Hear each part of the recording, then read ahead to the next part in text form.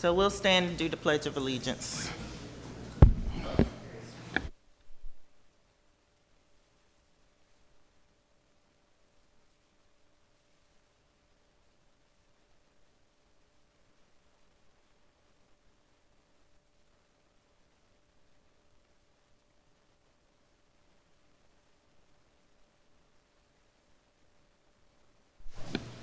All right, so next up is our consent agenda.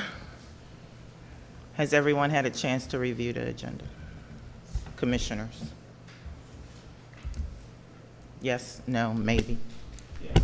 Brooks, yes. I'm good with it. Everyone's okay with the agenda? Any changes, edits? No? Commissioner Givens, are you okay with the agenda? Yes. All right. So next is the March 12th, 2025 minutes. We also will be voting to approve the financials for March. We also have the public safety report and the public works report to accept. Are there any edits, questions, or comments in regards to the March minutes or the March financials? I do have one question. We're not going to have any presentation or discussion on the budget. Am I missing that? I believe it's listed in the agenda. I don't have the number in front of me. Number 10, What number is it? I know it's budget Public comment on discussion. the budget, okay. I was thinking that this had to do with that, but is there a separate document for that? I didn't notice a separate document. What kind of document are you referring to? A budget document. I believe it's one in the packet. It's in the packet. It's the commercial taxes will be discussed tonight, and there's a document that's in there, and then you have the financials. You have the financials, and then there's also the commercial taxes that Todd's gonna be speaking about this evening. That's in Okay. there. Since they weren't stapled, I didn't notice it. Anyway.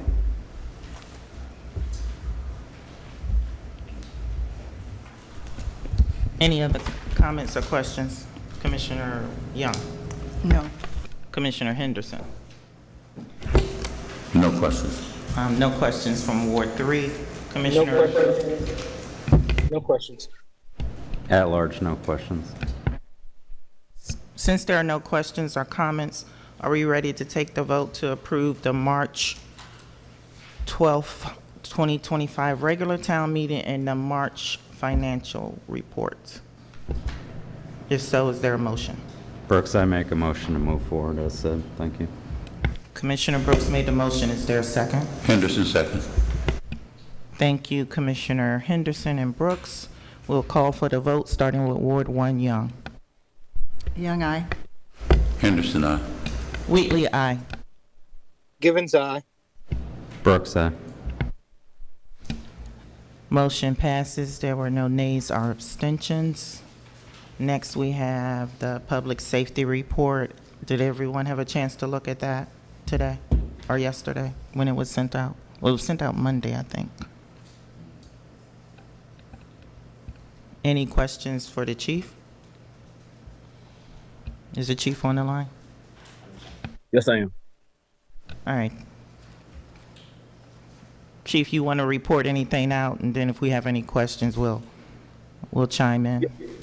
Yes. Well, last month we dealt with a couple of dog complaints. One was a dog that was getting at large. That it was a playful dog, so people were saying that it was attacking people, but was just trying to jump on people.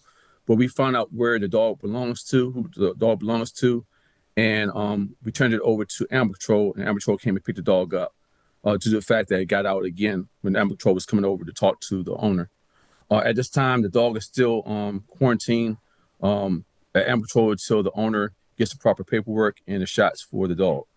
In reference to the leash and other problems we had with people walking dogs without leashes, as well as not picking up their mess, myself and staff went out to the area and passed out literature in reference to how important it is for them to register their dogs, to keep their dogs on leash and actually pick up after their dogs. So that was done immediately when the complaint came in. We also had concerns in reference to a couple weeks ago, well, actually last week before the end of the month, we had a hate crime in the town where someone spray painted graffiti on the sidewalk. We turned it over to county's Homeland Security, and they came out to actually complete the investigation. And they haven't given me any updates on any suspects at this time, but we believe it might be juvenile activity where kids got off the bus. So we put a car over there for time being. We did do a canvass of the area to actually check people's ring cameras to see if anybody was walking around town with the spray paint. But they did spray paint the sidewalk as well as their trash can. Public Works was notified, so they would go out there, I believe tomorrow, to actually try to get the graffiti off the sidewalk. We also last month addressed the issues with the cars cutting through the town. We were able to talk to Waze. Waze was able to make our street a restricted street. So when they do reroutes, when traffic gets backed up, they won't allow people to actually use that as a detour. So ever since that went into effect, we saw a major decrease of cars coming through our town. We were out there a couple of weeks making people turn around and go back out, try to inconvenience them a little bit. If they weren't residents or weren't coming to visit a resident, we forced them back out to 38th to go around. So that was been very successful. Today and yesterday was a low traffic coming through our town. So I think it's working right now. So we'll follow up and keep an eye on that and see how well that goes. Also, to try to address the issues with visibility, we met with staff. We restructured our monthly schedule to actually close up some of the gaps we have in the evenings. We also are trying to request the commission to actually allow me to start looking into getting 3 bids for a security company to come in to do visibility on our early morning hours, as well as some of our late nights that we would have holes in our schedule. We did get a quote, so we get an idea of how much it would cost. We got from one company, and we're talking about for 3 shifts or 4-hour shifts a week. We're talking about a monthly estimate cost of $1,440, and an estimated annual cost of $17,280. So at this time, I'm trying to see if I can get consensus vote from the commission for me to get 3 other bids to actually bring back to see how feasible this will be going into the summer months. And that's all I have right now. I just want to have this up for discussion. I apologize. That last statement, can you repeat that? In reference to the estimate monthly cost with 3 shifts a week, of 3 4-hour shifts a week, we're looking at $1,440 estimate monthly cost, and estimate annual cost be $17,280. And this could be paid through the money we get from our violations for our speed camera and some other things going up. We can offset that cost.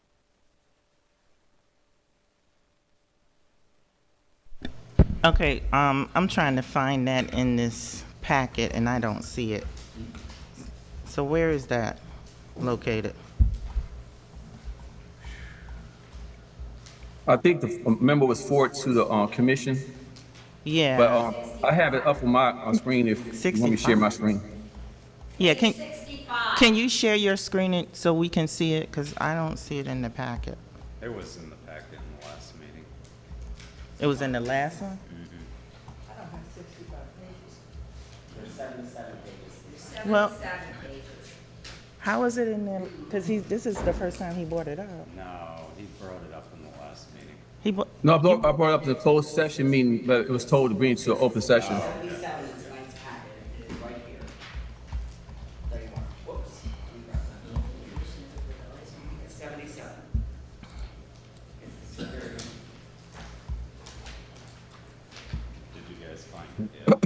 No, because I was thinking it would be with the police department report.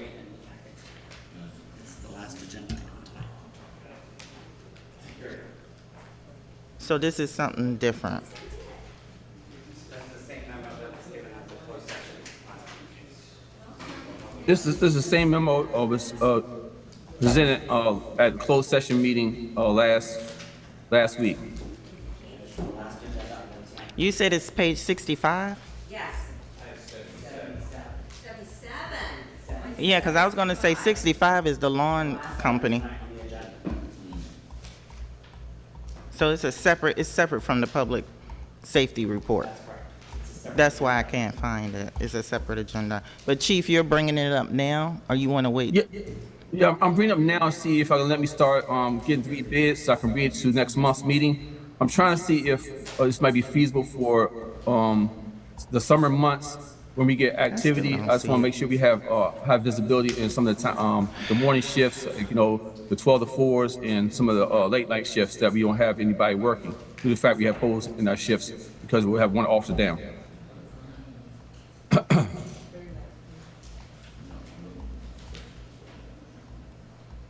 Because right now we can actually go to a month-to-month contract with the vendor I talked to already, and I'm pretty sure I could put that with the other vendors that we want a month-to-month contract. So if we see that we have our offices fully staffed and we believe that we can handle it, we can actually back off the contract if we have a month-to-month contract. That's why I gave you an estimate for monthly costs as well as the annual costs. And this is for a security company. Yes, ma'am. Unarmed security company that has marked vehicles with lights on it for visibility and deterrence.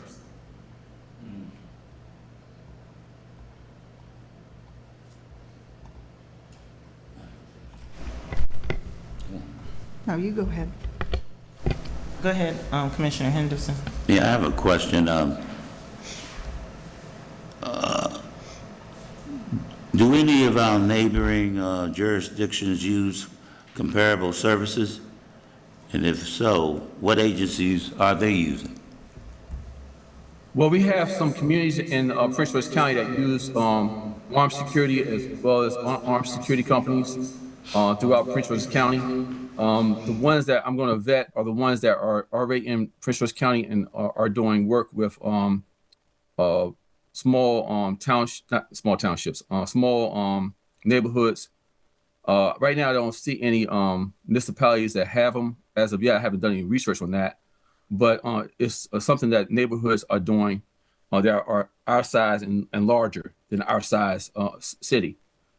So large neighborhoods like, the neighborhood I live in and some other neighborhoods in Bowie area that have large houses, developments, they have these security companies that roam around for added security and visibility, patrolling. And another question is, will the agencies that you suggested, are they gonna patrol on weekends? Yes, whatever time we give them that we have holes in the schedule, we will actually place them in those holes to actually keep visibility up during those hours.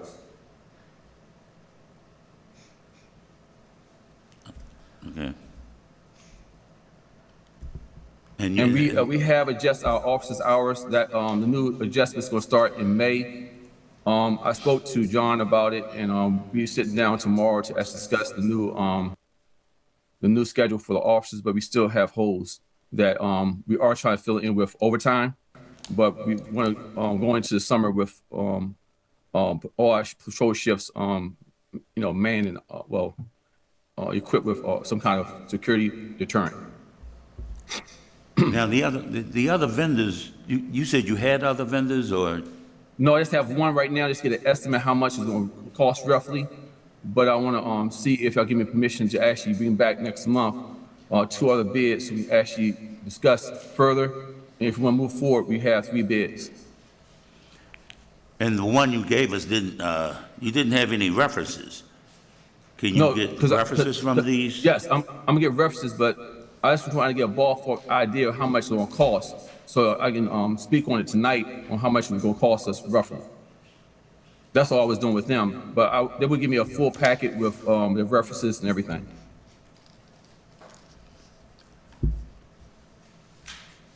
Okay. Yeah, we Thank haven't asked for, we give them asked for a soft or estimate. We haven't got a contract, not contract, but any kind of estimates from them yet, formal estimates.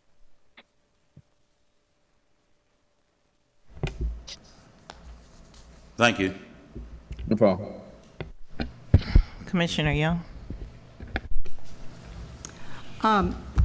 Given the number of people in our police department, if we're going to be holding them responsible for the kinds of things that we've been talking about recently, then I think it would make sense to do something like this, pending further checking out of the financial situation with them. And I'd like to add something on also. Is the reason why I'm trying to go this way is because we don't have enough vehicles. If I go ahead and hire a part-time officer, that means that we have to have a vehicle or have a couple of vehicles that we can use. This security company works to provide their own vehicles, own maintenance to their vehicles, as well as upkeep of their vehicles, as well as they have a $2 million rider insurance. So if they get in any car accidents or something happens, they are bonded and have insurance to cover their expenses. And that's another reason why I'm trying to go this way to hold us over instead of getting a part-time officer to come in and have to outfit them with equipment, weapons, take them to a range and stuff like that. That's going to cost us a lot of money. Actually, it's going to cost us around the same amount or more just getting one officer up and running part-time. And I could go ahead and have a company come in and don't have any overhead expenses.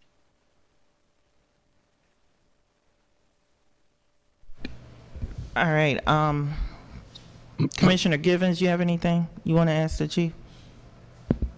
No, I like the idea. I think a good hybrid system like this gives you a lot of options. More so, even more so than hiring a part-time, because you have a lot more availability because they're using multiple personnel. So I'll wait to get back the additional references. I'm not references, but bids for the thing. Thank you. Commissioner Brooks? Yeah, I'll be real brief. I just want to know how we're going to pay for this. Like, I keep hearing cameras, and we got a camera for everything, but which camera specifically? Are we making money off these cameras already? No, this is the security system. No, but he Yes. said it's going to be paid for with cameras. I want to Yeah. know, are we making the money on the cameras now? The speed cameras? Yes, Exactly. yes, I asked that question too. I want to know which cameras we're going to be taking this revenue, and I want to know, are they making money now? I don't want But- like projections Yeah. of maybe 10 years down the road we'll make money. Are we making money now? Yes, we're making quite a bit of money. At how much Right money? now, we're making almost $30,000 a month. A month? Yes. Wait. Is that after we pay the other company to take their big chunk out of it? Yes, sir. Okay. So And that- which and that's- which which camera is it that you want to pay for this? The ones that just went live on 38th Avenue. Wait. You want to pay for the ones that are on 38th Avenue? Well, it doesn't make a difference because it's coming from the same vendor. But what I'm saying is we have 2 more cameras that went live on 38th Avenue this month.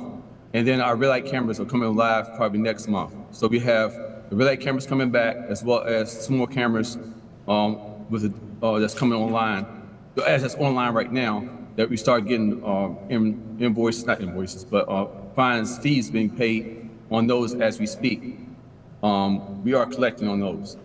But the red light cameras should be going online in the next month. I'm so confused. So we're not currently making money on the 38th or the red light cameras? Because you're saying we are, but I don't believe we are. No, 38th we are collecting right now on 38th. We just started collecting on 38th. So that just came live. How long have we been collecting? We just started collecting on that. Like when's we just started? We started issuing citations a week and a half ago. And so people are paying on it. Correct me if I'm wrong, we always start collecting and then the revenue goes way down. Because people start picking up. No, I think that is correct, because then people start sir, picking what I'm up, saying hey, is- I'm going to get a fine. Right now, with the cameras we have right now, not including 38th, we're making 30,000 a month right now. That's not including 38th. Once you get 38th, it's gonna go higher than that. Well, And once you point of get a order. regular camera, Point of order for clarity. You're confusing, John. Chief, hold on.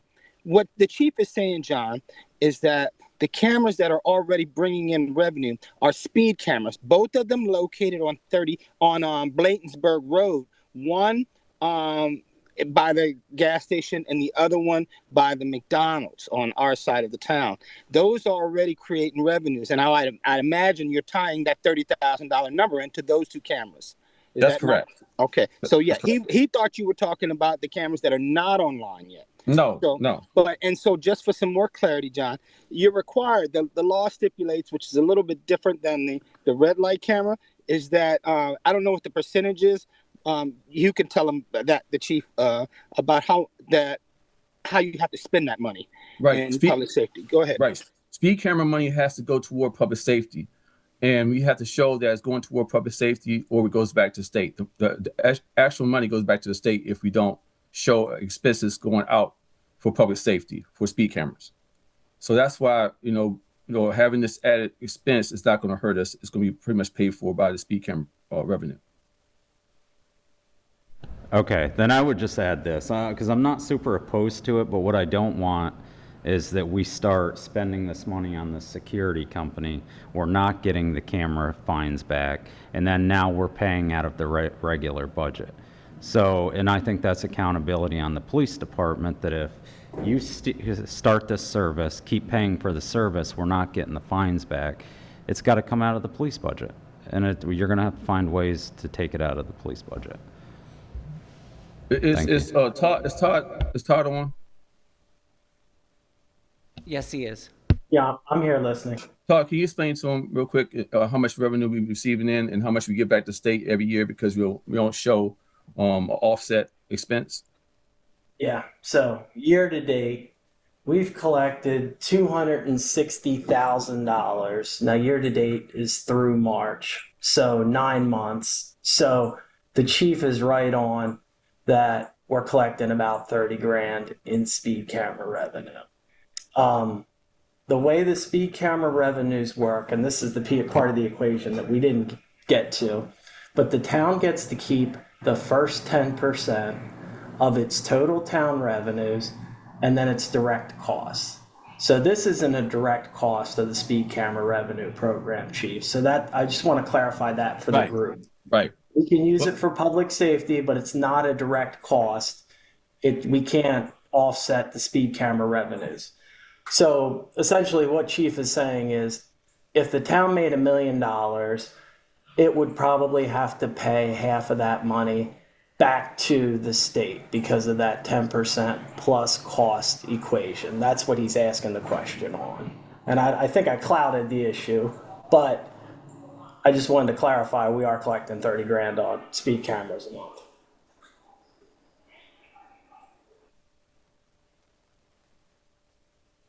So Todd, what I'm saying is we have enough room in my budget to actually cover 17, correct? 17,000?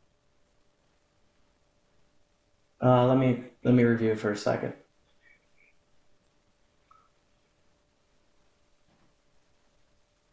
Mr. Best, did you have your hand raised? Yes, Madam Chair. Thank you. The way the statute reads for speed camera revenues, if you make let's say you make $100,000 in speed camera revenues, you're allowed to keep.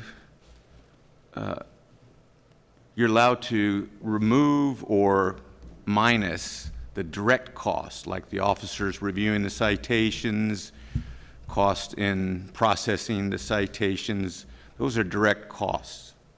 Cost for administration, cost for the ombudsman, direct costs.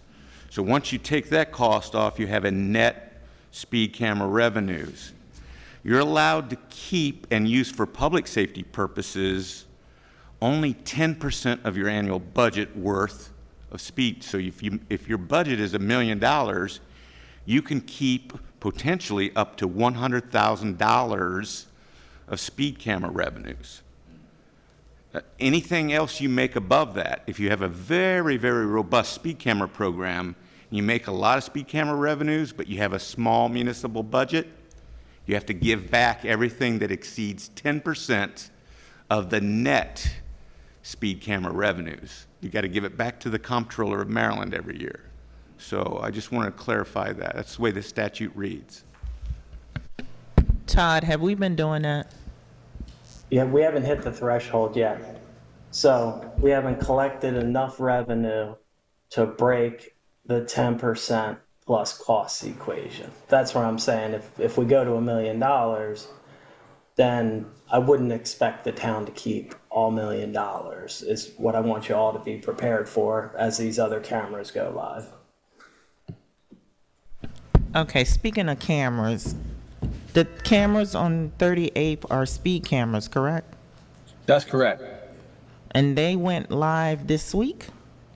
They went live last month in reference to our 15-day warning period, and now after that 15-day, we like a week and a half, we've been going live. Okay, and we sent something out to the residents about those cameras? I believe we did. I'm asking the town manager. We were supposed to send something out to notify the residents. The only thing that's been sent out about the making Cottage Terrace, the local traffic only, that's the only thing that's gone out.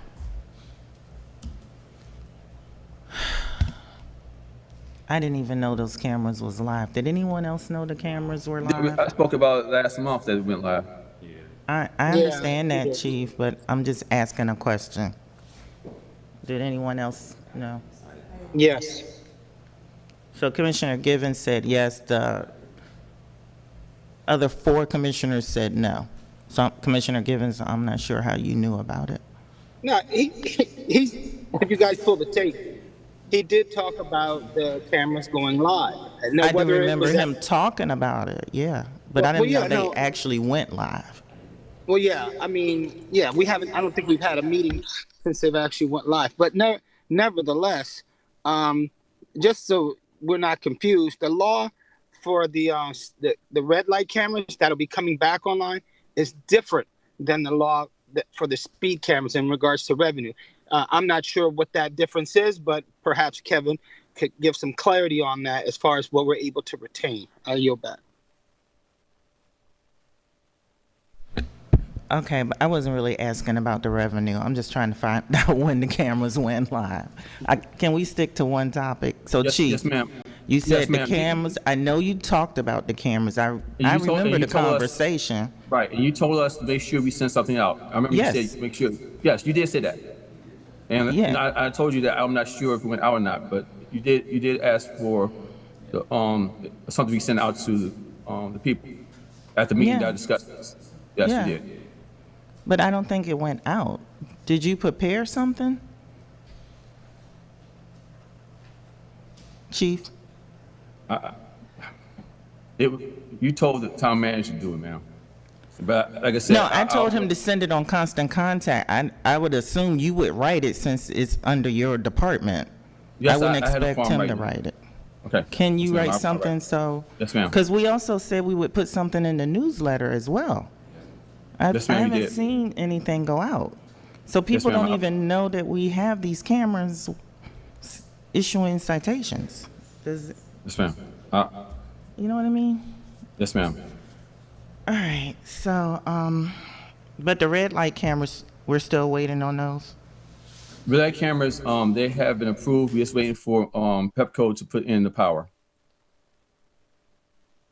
But the poles are up. The poles are up and the permits, we have the permits? Yes, ma'am. We have the permits. We're just waiting for Pepco to put power to it. And do you have an estimate on that? A No, we don't. timeframe? Not this time. They say that they have it in the queue for us to be serviced, but they have not committed a date for that service yet, as of yet. Okay. I'm wondering, should we, once they're back up, should we notify our residents about those cameras coming back on? Because they've been off for over a year. the red light cameras. Haven't worked for over a year. Yes, ma'am. So whenever you get the start, What I do is tomorrow I'll make sure both go out tomorrow. yeah. And I think the newsletter is already going to the printer. But if you could send something, if you could give the town manager something to send out on Constant Contact to let folks know that, you know, these cameras on 38th are live and actually issuing citations. Yes, ma'am. Thank you. Hopefully, they're already obeying the law. Well, I know there's a new speed sign that says 25 miles an hour. Well, ma'am, I should let you know, we have been reviewing the citations, and most of these people don't live in the town, but I'll make sure the town people know that it's active, because most of the people are violating it late at night. They're speeding very fast late at night, so most of our violations are late at night and early in the morning. So I'll make sure that we get the information out to our residents, but as of last week and the week before, I've been monitoring with the sergeant, and I haven't seen any residents getting citations as of yet. So I'll make sure we get this out tomorrow to the residents. Okay, thank you. You're welcome. Anything else? Public safety, anything else, Chief? No, that's all I have, ma'am.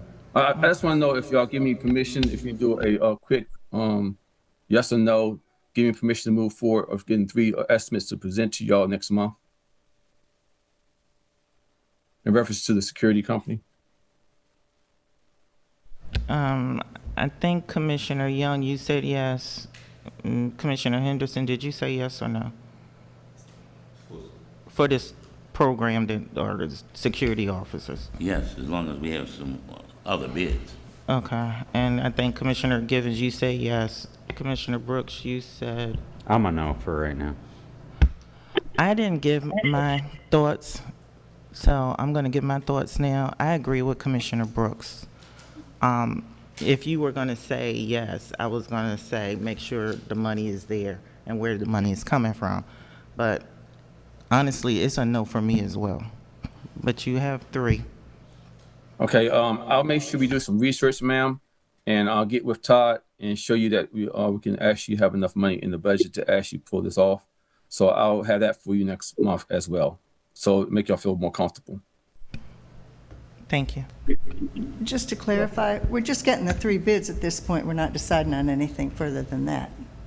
Yeah, that's all we've been, 3 bids, and I'll do research in reference to if our budget can cover this expense. Thank you. Commissioner Givens, do you have your hand raised, or was that from earlier? No, I actually have it raised. So you can't do both. You can't complain that you don't have coverage in the town, a presence, a police presence, a security type presence within the town, and then complain that you don't have the money to pay for it. You know, the reality is we are down an officer. So it's either you hire another officer, whether that be part-time or full-time, which would cost you an exorbitant amount of money, or you consider this option, which is a cost-saving factor because you can cancel and stop at any time along the way. What they're asking for, and to our benefit, is the same thing the citizens are complaining about. You know, the lack of seeing a presence in the town. So yeah, at this time, all he's asking for is the permission to get the bids. But I can tell you right now, even if you get the bids, you have my support because it is about creating some type of presence. You can't make something out of nothing, and at least he's putting an effort towards to giving us an option. You know, I understand. I hear all about, you know, paying for it and this and that, because we haven't gone online about the red light camera.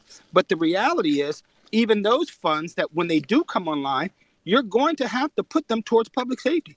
Those are laws that are incorporated by the state when they gave us that permission to be able to put these cameras up. So this is a way. And, you know, again, I of course would like to see the what's names, but you can't say you don't support. You can't say, no, don't get the estimates. That doesn't make any sense. Not to me, as far as I'm concerned. You know, I could see if you say later on, well, I got the estimates. Well, I just I still can't come around and support it. That's a different conversation, but you want to at least get as much information about it as possible. I yield back. Thank you for your comment. Anything All right. else on public safety? No, that's all, ma'am, and thank you very much. You need me to stay for the rest of the meeting? I think there's a question from the audience. Sure.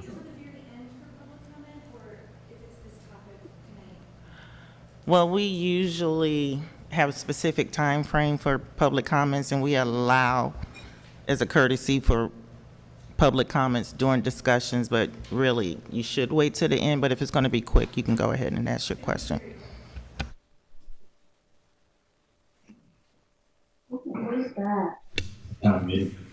Thank you. My name is Laura Gishard. I live at 4006 Parkwood Street. And I don't want to belabor the discussion at all. I realize that there's not a decision being made tonight. However, I just have a few thoughts that I'd encourage the commissioners to consider as you. If you are not speaking, please mute your audio. Thank you. Is that better? Should I go? Okay. 4006 Parkwood Street, Laura Gishard. And I'll be asking rhetorical questions, really just playing devil's advocate here. It feels very uncomfortable not advocating for something that pertains to our safety here as a citizen. However, I do have some concerns just because of the budget process that we're going through and some of the issues that we know that we have with budgeting. It feels like robbing Peter to pay Paul when we already know that we're a little bit cash strapped as a town. So just, again, rhetorical, I don't want to get into debate, but some things to consider. If, in fact, the speed camera revenue does go down, do we have the option to, in fact, pull out of this contract with the security company, or would we be locked in with them for a certain amount of time?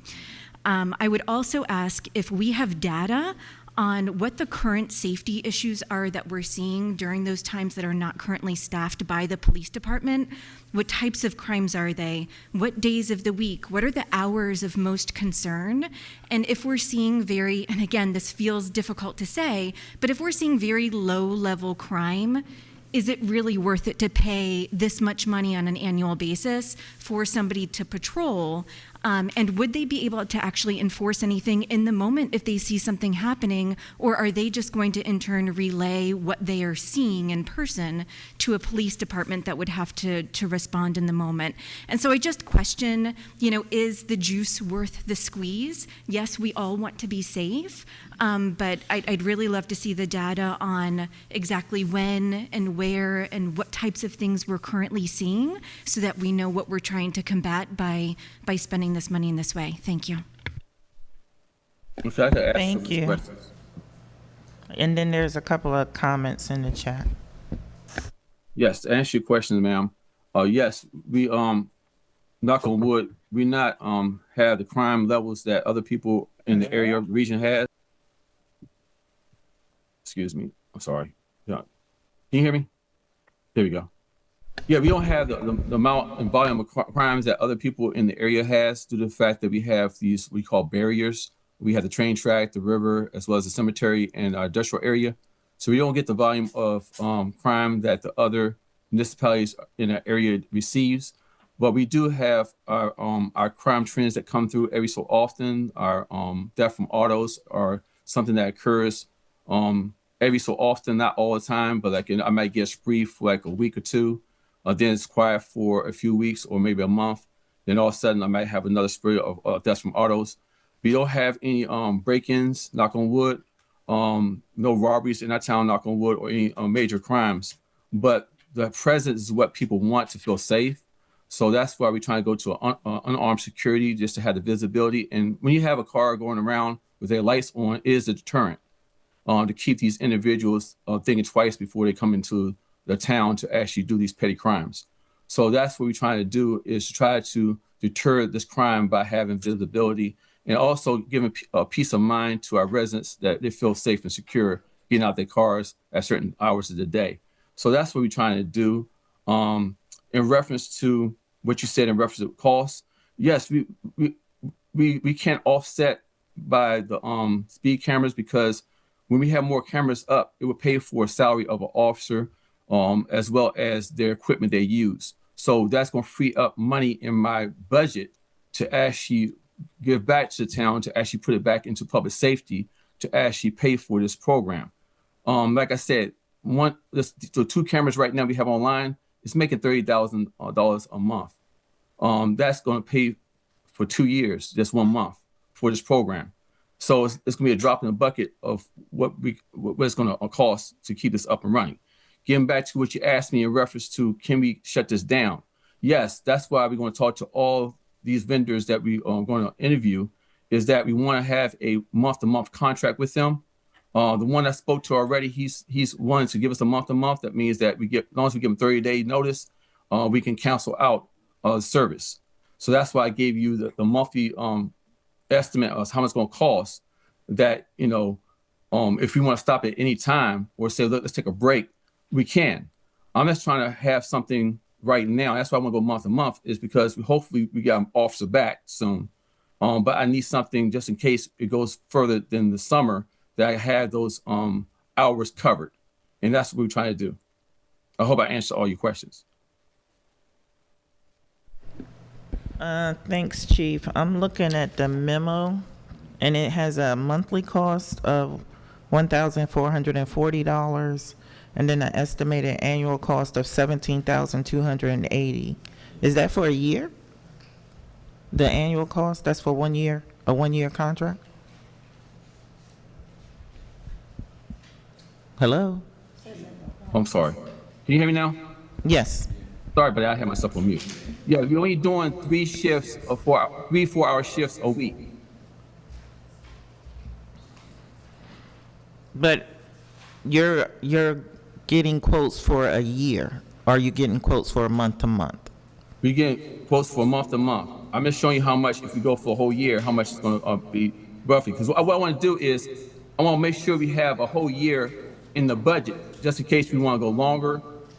We have the money there. If we can stop at any time, like you said, well, let's go ahead and have some more additional security during Christmas. We can actually call them back and say, hey, look, during December, we want to bring you back. I want to show you the annual cost, so we can put annual costs in the budget, just in case if we do need it for the whole year, we can. But if we don't, we can actually stop at any time and start it back up at any time. But we have that money set aside in that budget.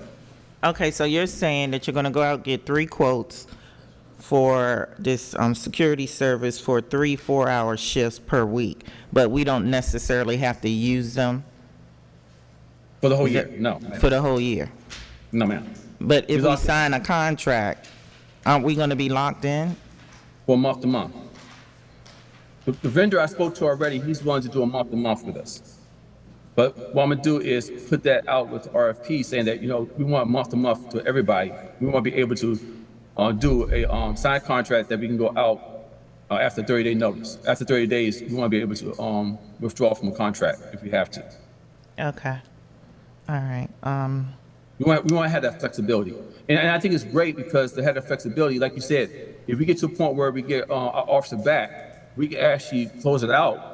And maybe during a holiday season like Christmas, we can bring them back because we have the money already in our budget. Okay, so basically you're saying that this is a temporary fix That's correct. until the officer that is not in service right now returns? That's correct. Okay. Commissioner Young? Yeah, I just wanted to say, I think Ms. Guichard made a good point. And I think it would be good, after we get the quotes back, to talk about what do we need and how much can we afford.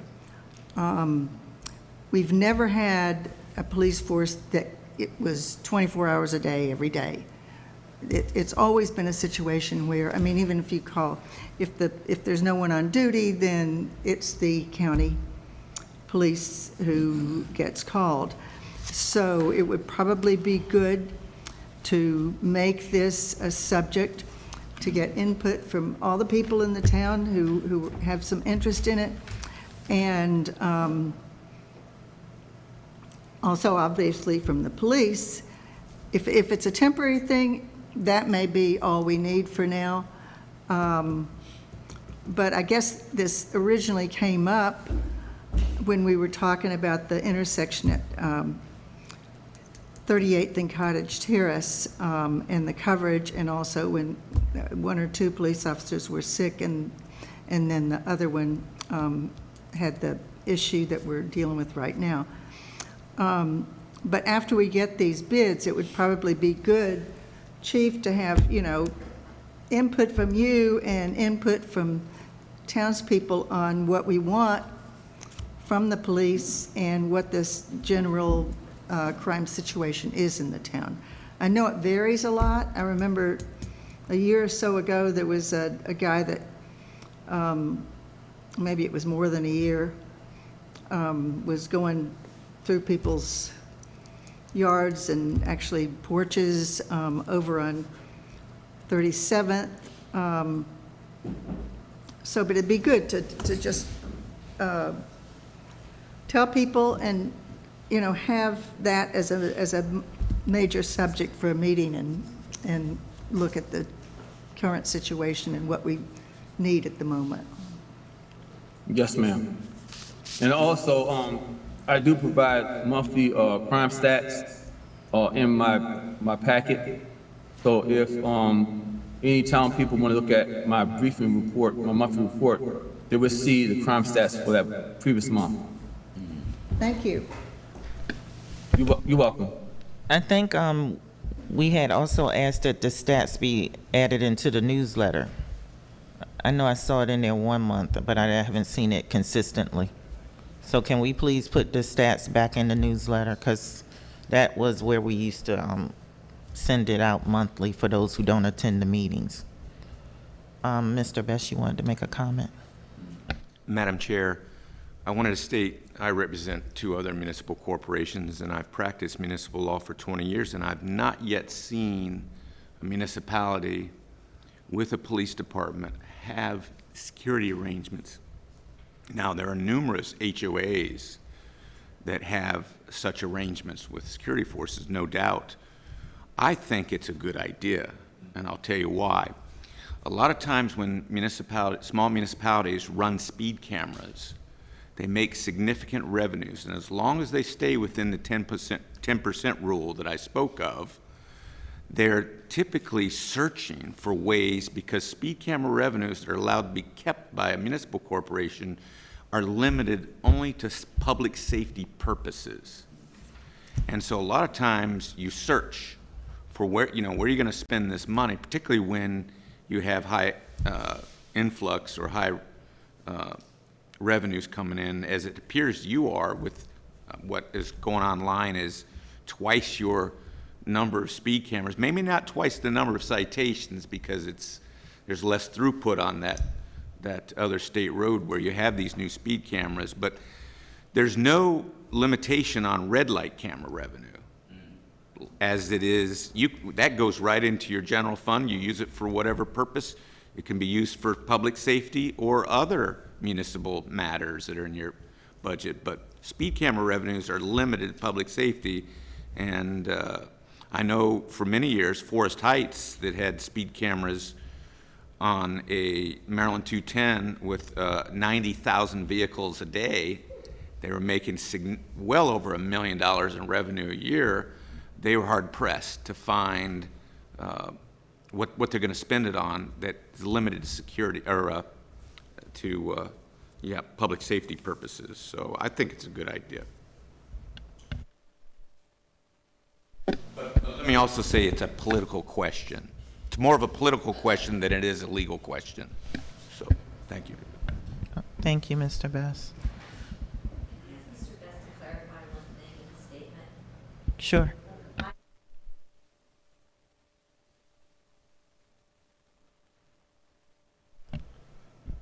You can use it for police coverage. So if you added a few more officers, those wages for those officers could be paid for using speed camera revenues as well, because that's a public safety purpose.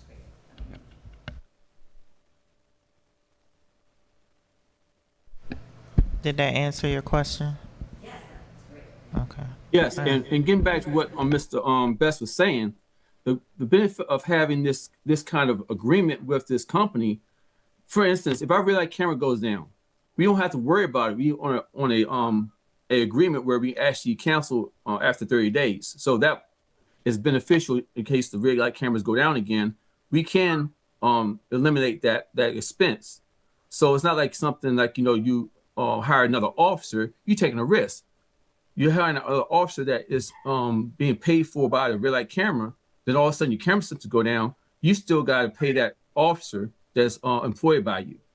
And that's why I think this is probably our best way to do it right now. And we have the option to actually bring them in when we have high crime trends. Like, if someone start breaking the cars, I can call them up and say, hey, look, we need y'all for a couple months because we had, some car break-ins, or we had some theft from auto and stuff like that. So that's what I want to do. I just want to have the flexibility that we can actually put more visibility when needed. And right now we need it because we are short one officer. And instead of going ahead and hiring another officer to take his place or hire a part-time officer, that's an expense and a risk that if something happens to the red light cameras, we're going to have to come up with some kind of way to actually pay that employee. So that's why Mr. Best says it's a great idea, because we're not locked in. But at the same time, we're still getting that visibility. I yield. Thank you.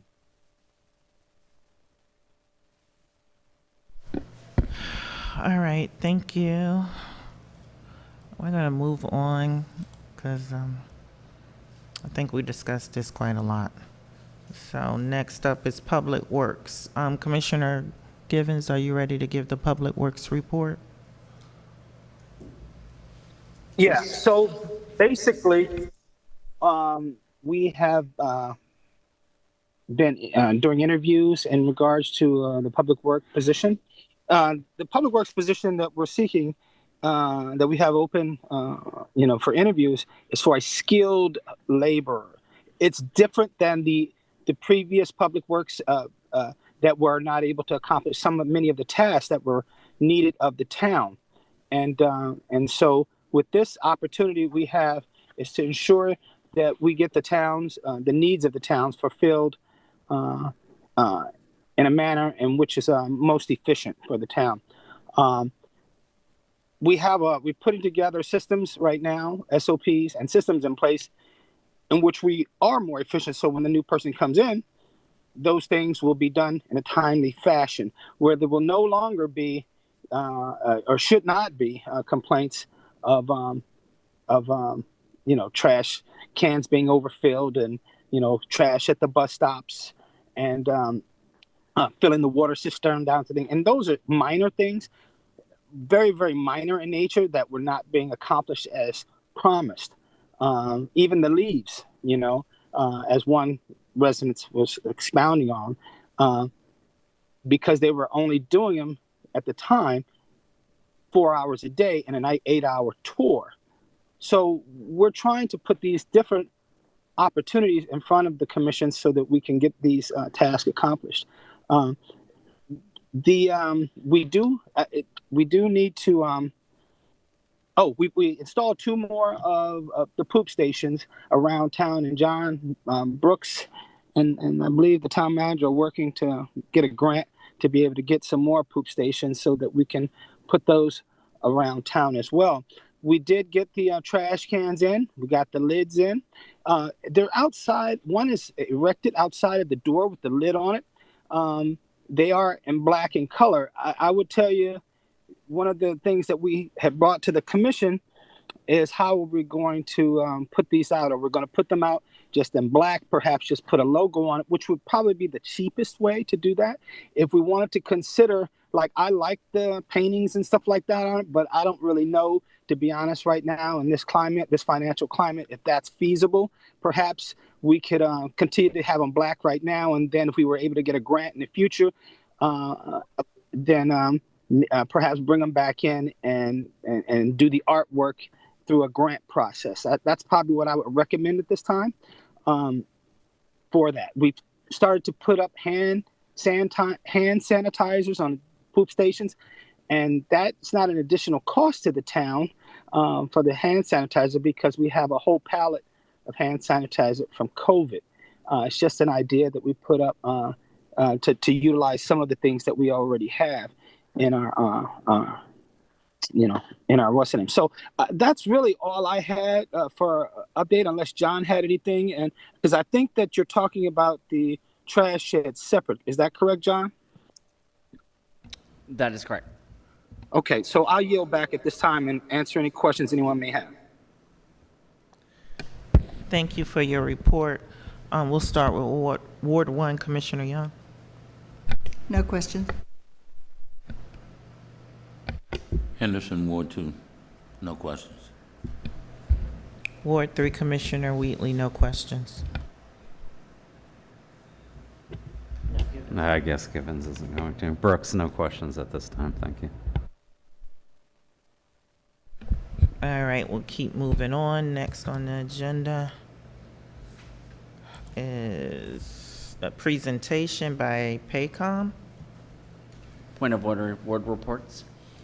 Oh, sorry. Ward 1, do you have anything to report? I don't have anything, but Denise in Ward 1, do you have anything you want to talk about with relation to Ward 1? No, thank you.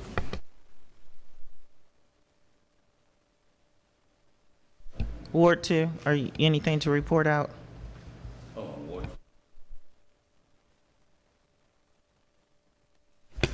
Yes, I have report on Ward 2. It was about violations with cars up on jacks, which has been up there for like, I've seen one on my own street that's been up, that was on a jack for a whole month. And I was waiting for like the code, to come up and at least give them some type of ticket or tell them that they had to take it down. But all I saw was the code car go right past. And I don't know if he didn't have his glasses on at the time, but I noticed that there was nothing done about it. And then the other thing was trash being put out way along. It says here that trash should be placed on the curb on Tuesdays and Fridays only. But a lot of times people put the trash out a lot ahead of the time, and the trash is blown all over the street and other people's yards. I've seen trash come out, and I had to pick it up because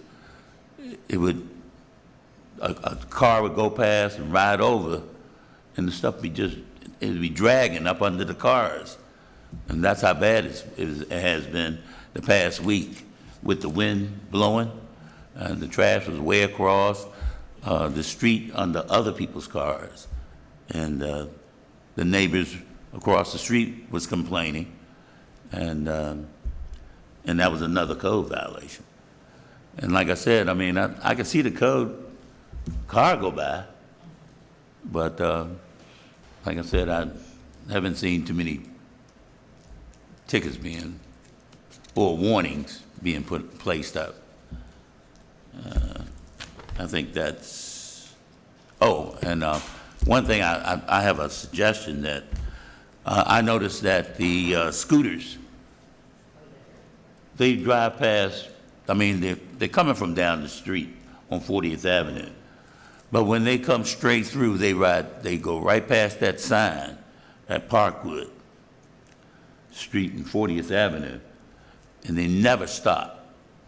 So I think maybe place something in the newsletter, at least warning them of the dangers of that, I don't know if they ever see it, but at least we placed it out in the newsletter. And their company, I think they get the newsletter or whatever, would see it. Thank you. You're bye. Okay, I just want to comment on something you said about the trash. So, you're right, I've seen people put trash out earlier than they're supposed to. I've seen people put bulk trash out way before bulk pickup. I have noticed when the trash company comes through, and most of the time they're pretty good about making sure the trash get in the can. The can gets dumped into the trash truck. But I've seen it where they've dropped trash on the street, and they may or may not pick it up. But I've noticed that too. So that could be where some of the trash is coming from, because they're just grabbing them and tossing them, and they're moving fast, and sometimes stuff falls out and they don't grab it. So that could be one of the issues. I'm not sure, but I've seen trash out on the curb when it's not supposed to be. You're right about that. So if we could have code look into it. Thank you. I'm going to yield my time. So, Commissioner Givens, anything to report out? So I don't have anything to report out, but I did want to follow up on a comment that was just made by Mr. Henderson. So I understand the concern about like the trash, and I agree with you. But just for the record here, the town does put the trash out on Fridays for the recycle, and the reason why is because they pick it up so early in the morning that there's no one there. Even if you did have a public works person working, there's no one there to take it and bring it out on Monday morning. So typically public works would come in at 9, and so I put the trash out on Friday so that not the trash, but I would say the recycle out on Friday. And if they have so that's what I do for that. And in regards to the trash blowing around, and I agree with you. I had the town totally clean from debris maybe like 3 weeks ago, and so they comes out of the trash can. One of the things that the chief had mentioned before is that the commission should consider and asking requiring everyone to use trash bags. And place them inside their trash cans, because what it is, it's loose trash. And I was against that, to be honest with you, because the cost, right?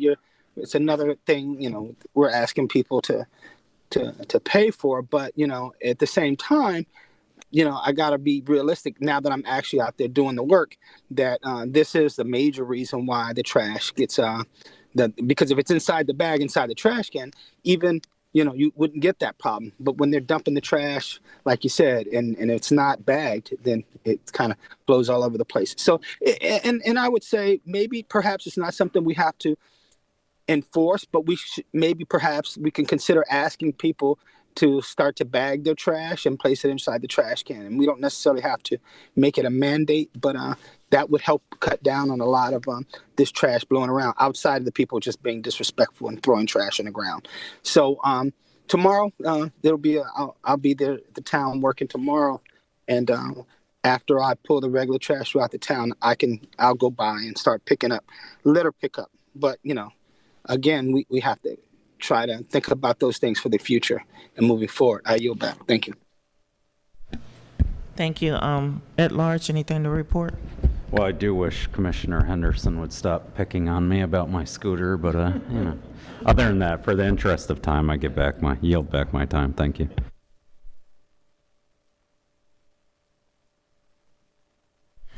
All right. So next, I believe, is Paycom. You have someone here to give a presentation? Yes, I do. I have Michael Galgano with Paycom. We are looking at possibility of changing to a different payroll service. We've had some issues with our current provider. So I have Michael here to speak with you all tonight about Paycom and what services they can provide to the town. And we'll hear from all of you afterwards. Thank you. Michael. Thank you so much, John. I appreciate the introduction. Really happy to be here. Really great to meet all of you folks and obviously just be a part of this. But as John just said, been meeting with him and working together over the past couple of months at this point.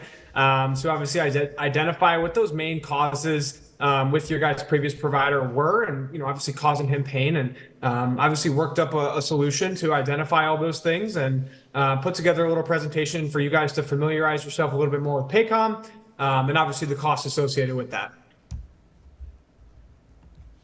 John, if you wouldn't mind. Thank you. Okay, so real quick, know that you guys have a lot of things to discuss today, so I really don't want to waste your time at all. I'm going to keep this pretty short and pretty sweet for you guys. So one of the best ways to do that is to obviously just lay out an agenda. First thing we're going to go through is a Paycom overview. Who is my company? What do we do? And then obviously a product overview. Moving on into an implementation plan and a timeline. Obviously bringing in a new software doesn't just happen overnight. So we put together a plan for you guys to see how long it would take and what that process would really look like. And then, of course, towards the end, some pricing.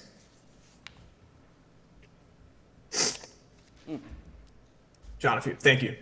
Okay, so one thing that I always like to do when we're kind of talking about a software change, on a holistic level is just zoom out and take a look at the way that the processes are being done currently, which is on the left-hand side of your screen, and the processes that would exist with a change to Paycom on the right-hand side of your screen. Now, on the left-hand side, you guys will see the P, which is the Paychex logo. You'll see a paper timesheet. You'll see Word documents, Outlook, emails, Excels. These are all the things that are keeping you guys compliant currently from an HR standpoint, from a payroll standpoint. And what we're proposing to do is to move all of that into one place, into a true single database, which Paycom is. Just a quick summary of what we've really have found, John and I together from sitting down and really analyzing things. Main areas we're going to be able to help you guys and clean some things up is really going to be around onboarding, going to be about PTO management, going to be about timesheets and obviously consolidating things down, making processes easier, making approvals easier. And last and most importantly is keeping you guys compliant from mostly a tax standpoint. If you guys have any free time and want to talk about any tax issues, just walk down to John's office. I'm sure he'll be able to talk to you at length about those. I won't bore you with the details now, but we want to clean things up and we want to protect you guys and protect the town. So John, if you wouldn't mind, go ahead to the next slide. Thank you. So this is Paycom at a high level. And again, guys, I know I'm going through this real quick, but in a nutshell, this is what our software looks like. I included 3 screenshots of what the app would look like, or not would look like, what it does look like. The left-hand side is the onboarding interface, right? So I heard some talks of you guys hiring possibly a new police officer. Obviously, whenever you hire a new employee, you need to be able to get them into the system quickly, make sure that they have all the resources they need to execute on their job. And that left screenshot shows what it looks like to onboard in Paycom. The middle screen is what it looks like to request time off in Paycom, right? You need to take some time off to have that family vacation. Well, you're going to be able to do it real easy if you're an employee using Paycom. And then on the right side, we do have a screenshot of what the time clock interface looks like for if an employee were to be clocking in on the app and obviously managing their time from the app. So obviously, just a high-level overview. If you guys have any questions, obviously would love to save some time at the end. If you guys have any specific product questions for me, I'm happy to answer anything and everything. But John, if you wouldn't mind, go ahead and continue for me. Thank you.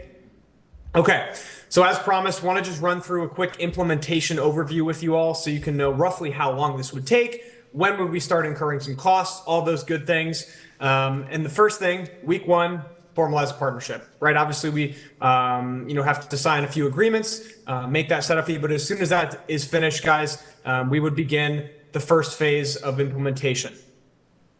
Now, the first phase is really probably week 2 and week 3, where we're collecting critical items.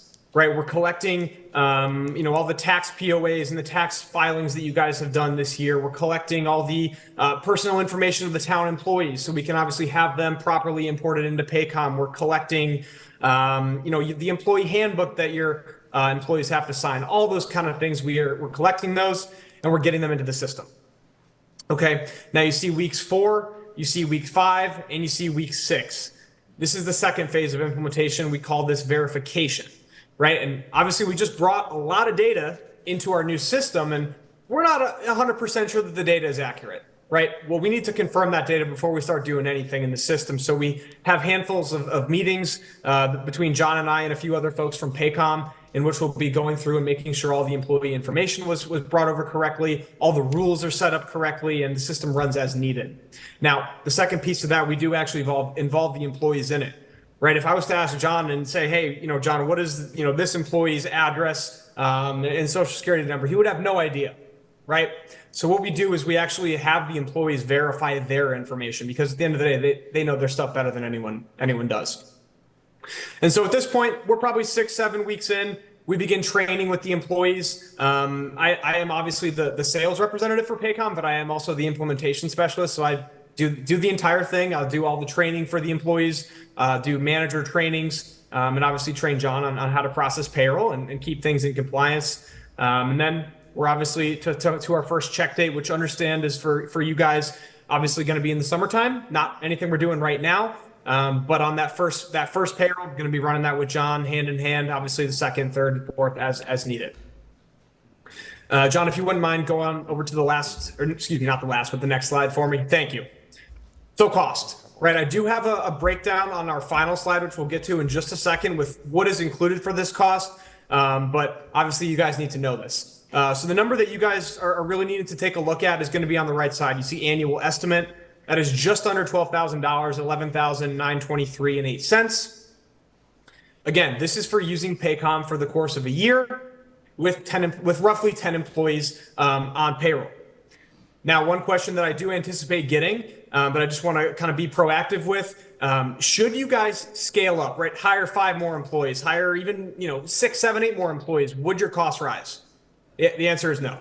The way that we have our pricing structure for smaller groups is a flat rate of pricing up to 20 employees, right? So again, you guys go down to 3 employees, you go up to 18, it's going to be the exact same cost for you, okay?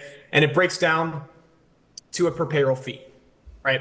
That's how we get to that $11,923. Now, the only other cost that you have with Paycom is an initial investment. Initial investment, setup fee, implementation fee, whatever you want to call it. That's this number right next to it, the $37,0750. Okay, this would be due upfront at time of partnership. This pays for all the great resources we have here at Paycom. When we begin implementation, you guys will have access to our banking team, our tax team, my undivided attention, my ultimate time, as well as our new client setup specialist team.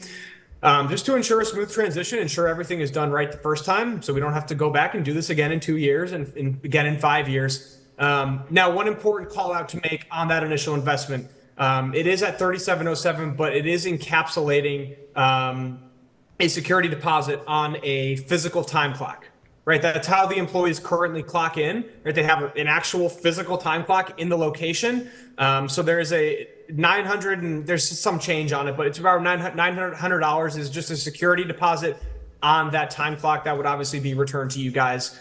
So the true cost is obviously the $37,07 less $900. And then John, if you wouldn't mind, go to the last slide for me. Trying to be quick for you guys, but last thing to cover is obviously what is included for that price. This is our itemized proposal, so it's literally just the other half of the summary I just showed you guys. And as you can see, there are a ton of things on here, right? There's probably 30 different things that you guys will have access to for that price, but I put a little green dot next to the main ones, next to the real important pieces, the things that you guys have right now, and obviously things that need to be introduced going forward. So we'll start with the top, background screening and drug testing.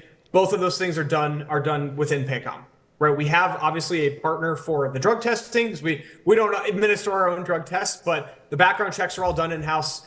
We turn those around to you guys in about 2 or 3 days. It's a lot faster than outsourcing them.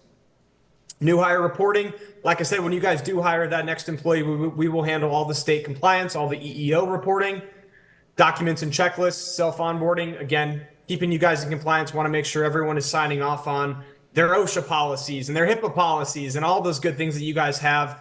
That's going to be done in Paycom. Time and attendance. Again, this is clocking in and out, recording the time, keeping a proper ledger of labor allocation and where all the town's money is going for labor. Time off accrual tracking and time off requests. It's just PTO management and the ability for the employees to put those requests in. You see federal tax deposits. Paycom will take over full tax liability for you guys. This is the same way that Paychex is doing it right now. We'll remit your quarterly filings, your annual filings, your W-2s for your W-2 folks, your 1099s for any 1099 employees that you may have. And then just a couple other things on the right side before I wrap up. Advanced Report Center. anything that's in Paycom, you guys will be able to report off of, right? Whether John is needing to pull some, expense management reports or a labor distribution report to see where the funds are actually going, he can do that. Workers' comp tracking is something we're going to be able to do within Paycom. 401k standard report, obviously to have the visibility into that. And then lastly, personnel action forms. This is a little bit of a Paycom lingo, but it's really just the ability for John or really any other administrator to be able to make a quick and swift employee status change, whether it's a raise, promotion, demotion, whatever you have. But I understand I was a little bit over my time, so I will yield my time. If you guys have any questions, obviously let me know. I'm happy to help. Thank you. Michael, sorry. We'll start with Ward 1, Commissioner Young. Thank you so much. This is not actually a question for you, but I guess it's for the town manager or whoever. What's the difference in the cost that we're paying now and the cost that this would be? Well, I checked with Todd and the team right before the meeting. And what I found was that from 7/1 of 2024 until 3/31/2024, we spent $7,855 in paychecks fees. That is not a complete year. $7,855 in paychecks fees. So that is not a complete year. So I would hope that we can maybe get that number and I can get that to you for the entire year so you can see exactly what we And that's how many months did you say? That's only from 7/1/2024 until 3/31 of 2024 is what it's written here. John, what number is that in the budget? Oh, it would be paychecks. I don't have the budget in front of me. I don't think we have a whole copy of Let's it. see. Let me see. I don't think we Todd, have a do copy you know of where it the is whole in the budget? right now. We run it through office supplies, so our annual estimate is $9,000 a year Okay. for paychecks currently. Good to know. Michael, one question while I have the floor. You said a $3,800 setup fee and then $1,100 annually going forward? 3,700 setup fee. That's obviously including the 900. That's just a security deposit. And then the quote that we have right now, it's 11,000 annually.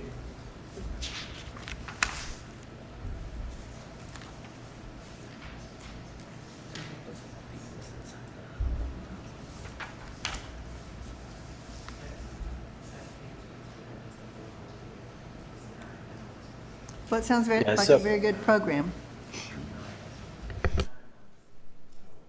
Thank you. Commissioner Henderson. We have to find two more bids. Yes, Michael, who are some of your local clients at this time? Yeah, absolutely. Great question. And I do have to apologize. I'm not locally from the area. I'm actually living from Chicago.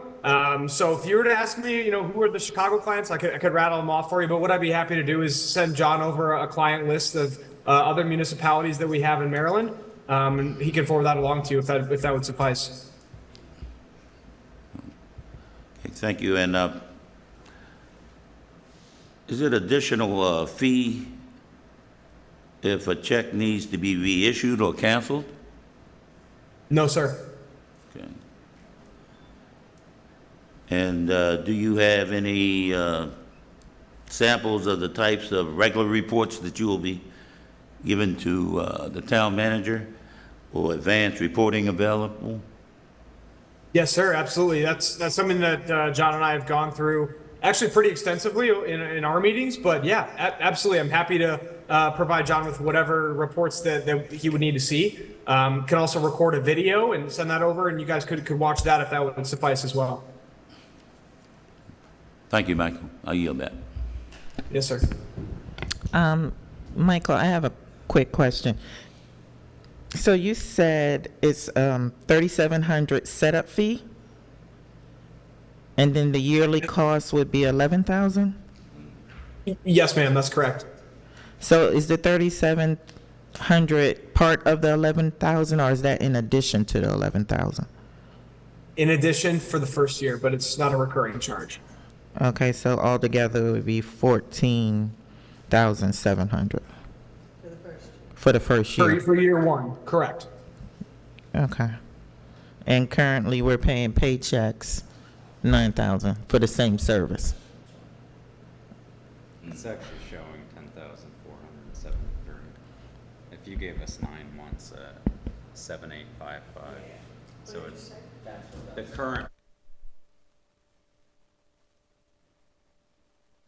Well, Todd just said it was 9,000. So which one is it, Todd? I'm basing mine off the number that John gave us for 9 months divided Yeah, by 9 John's- times it by 12. That's what John's David gave number me, was Todd. year to date. So if you project it out for the full year, it's $9,000 annually. I'm sorry, I could not understand you. Could you repeat what you just said, Todd? I said John's number was year to date. So if you project it out for the full year, it's $9,000 annually to paychecks.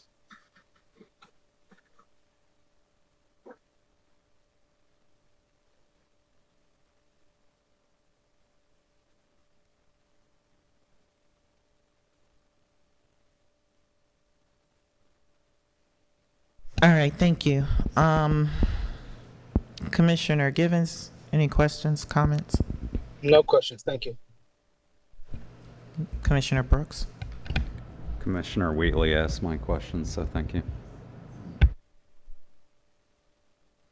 Hey, Michael, I have a question. Is there a way that we can reduce the initial fee or waive the fee as a small municipality?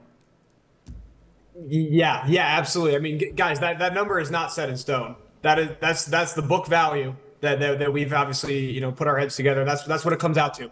Now it's a fixed percentage of the annual cost, right? So if we are to discuss some other options, John, in terms of reducing some automation up front to lower the barrier to entry, then absolutely, yeah, you're going to see the annual cost go down. I mean, I'll obviously get you guys a proper quote, but I mean, we can see the annual cost probably be right around 9, probably even beat paychecks. And then you could obviously see the implementation fee probably down in the mid to even low twos. So yeah, absolutely.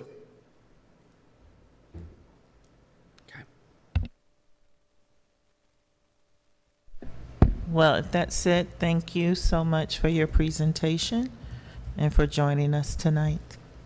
I'm sure you'll hear from us later on. Yes, thank you all for hosting me. I appreciate it. Thank you. Have a great night. All right, next up is our commercial tax rate. We'll turn the floor over to the treasurer. Yeah, thanks, Commissioner Wheatley. Had a lot of conversations last meeting about next steps on the commercial tax rate for the fiscal year 26 budget. Put together the table so that we can come up with a consensus on how to move forward. The one thing I feel like I didn't do a good job of prepping you for last meeting was that if we go above the 0.6735 rate, which we kind of discussed and what the revenues would be, then we need to advertise, hold a public budget hearing, and as our next step is drafting legislation. So wanted to have a little bit of a conversation and arrive at a consensus on where we want to land for next year's budget on the commercial tax rate. So put together this table, which hopefully identifies some of the different scenarios that are available.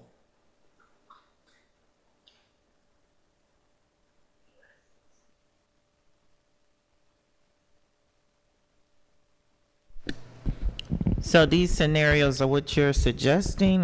What, they're just Correct. something for us So, to look at or consider? As drafted in our last budget meeting, it was introduced with the 0.6735 tax rate for commercial, the highlighted rate. The commission, then we talked about, do we want to go to 70 cents? Do we want to go to 72 cents? So I put together this table so that we could arrive at a conclusion and move forward with finalizing the 26 budget.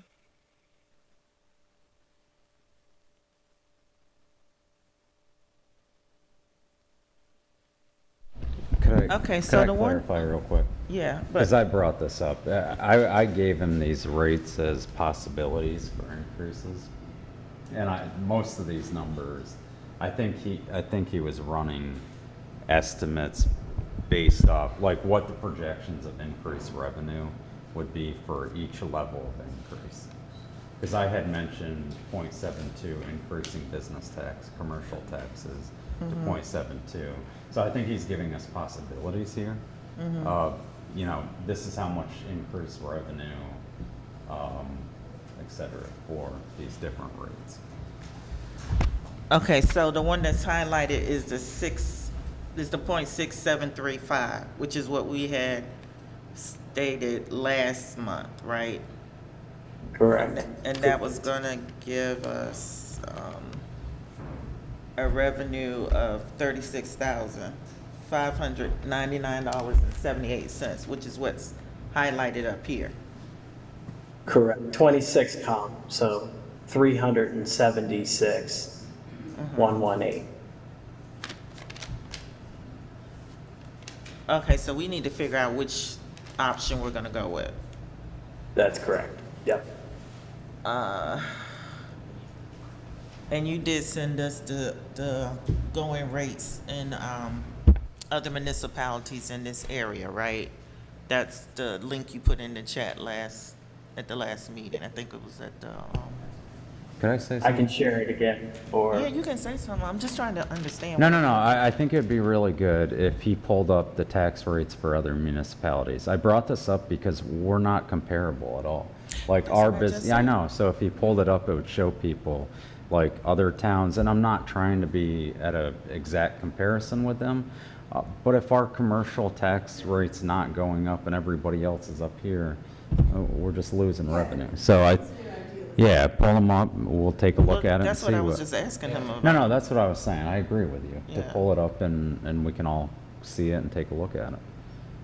Do you have that ready? Does anyone, Todd, you have it? Todd, you can share it yeah, now. I'm working on it.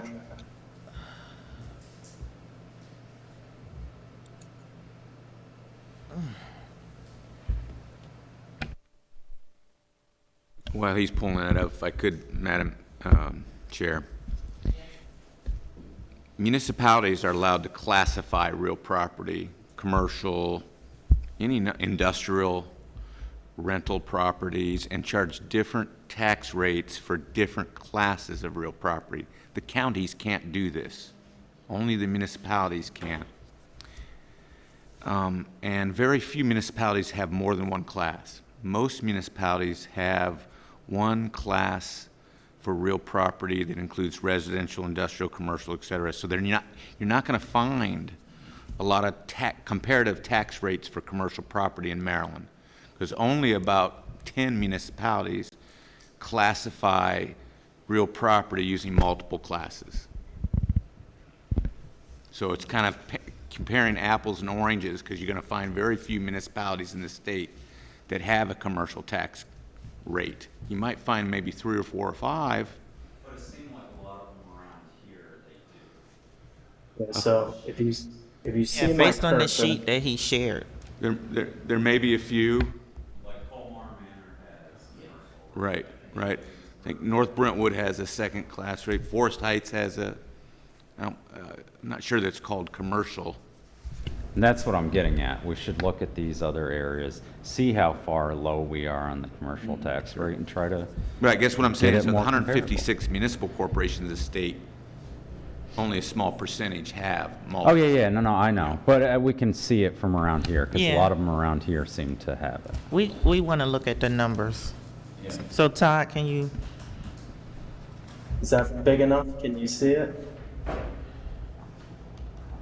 yeah, I can see it. So I believe Colmar Manor. So it's this right here where my cursor is. So their residential is 81 cents. Their commercial is 84 cents.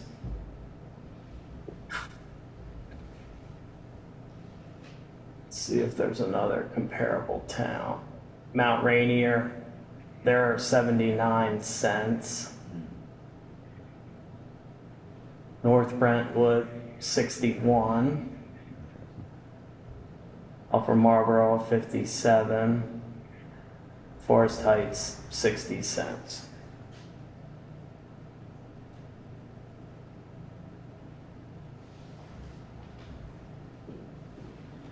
And currently ours is. you had it on- Ours is 67 cents. 67. And what was Colmar Manor again? 81. I think it was 81. What was Bladensburg? I believe theirs was on there too. So Bladensburg has. I get it, but like 74 all of these cents. areas together, we're low. We're quite low. Like Forest Heights, I mean, that's kind of apples to oranges. We're right not right next door to them.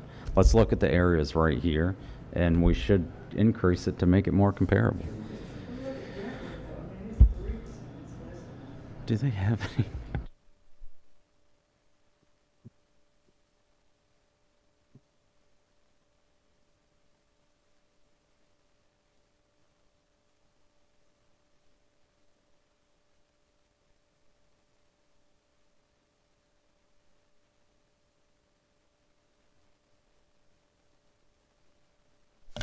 I would say that Colmar Manor has a very high tax rate relative because they had a substantial amount of debt because of their public building. Yeah.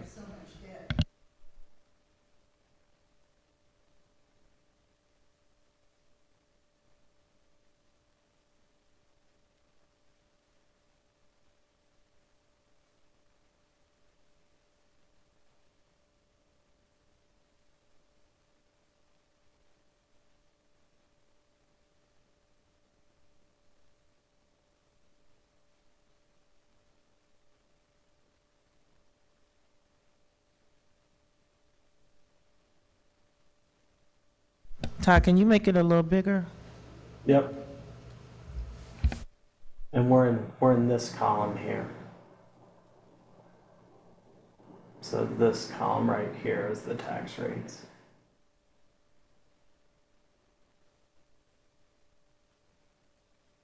Bladensburg is 80. Am I looking at the right one? Yeah. Bladensburg Yeah, is the 80. apartments are 80 and the other, everybody else is 74 cents. Mhm.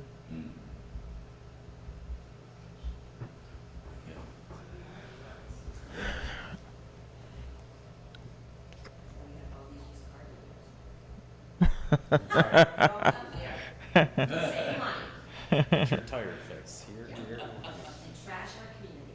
Hey, Oh, sorry. So, okay, so we see what the comparable numbers are. So, Yeah, and I'll put the link- options again were 673 something, I think. 6735 and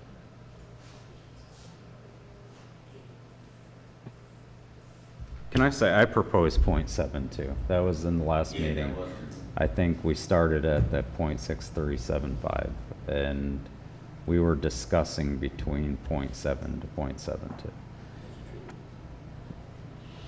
okay, so let's go around and see. Commissioner Young?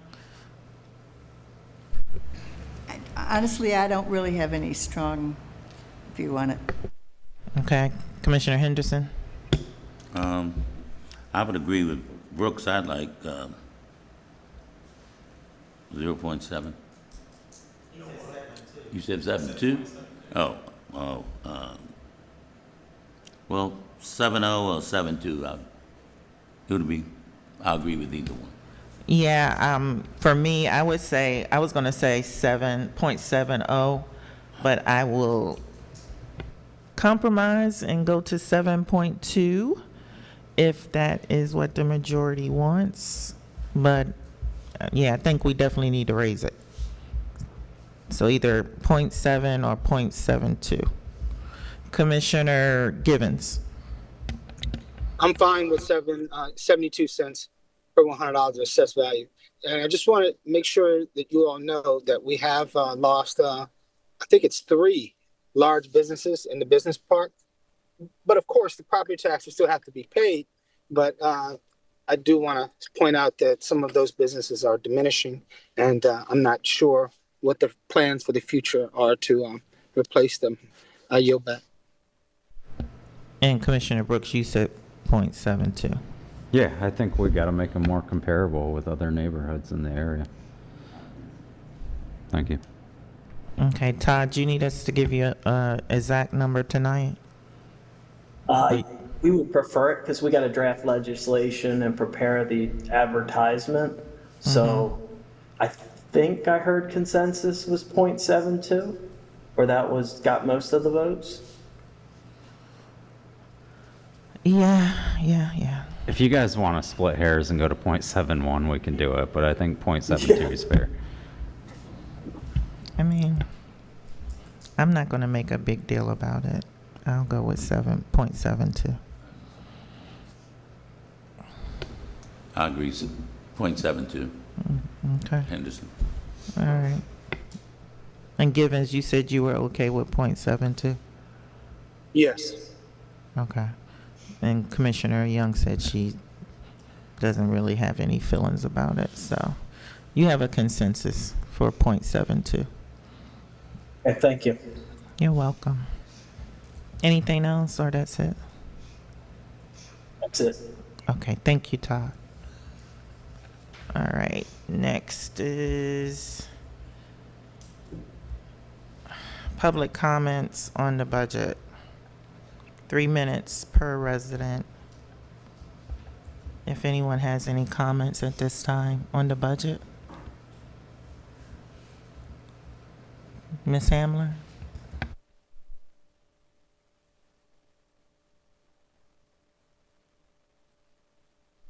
This is Denise Hamler, 3714 37th Avenue. I really appreciate having it here this time, and I really spent a lot of time looking at it. And I have a lot of comments, but I'd rather sit down with John and ask specific questions to make sure I'm not taking all of your time. But just a couple of things that really hit me. Our police budget is really, really high.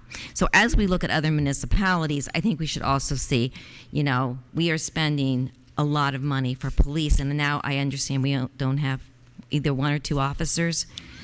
So I guess as a citizen, when you see that price tag, you kind of scratch your head and go, well, what are we paying for?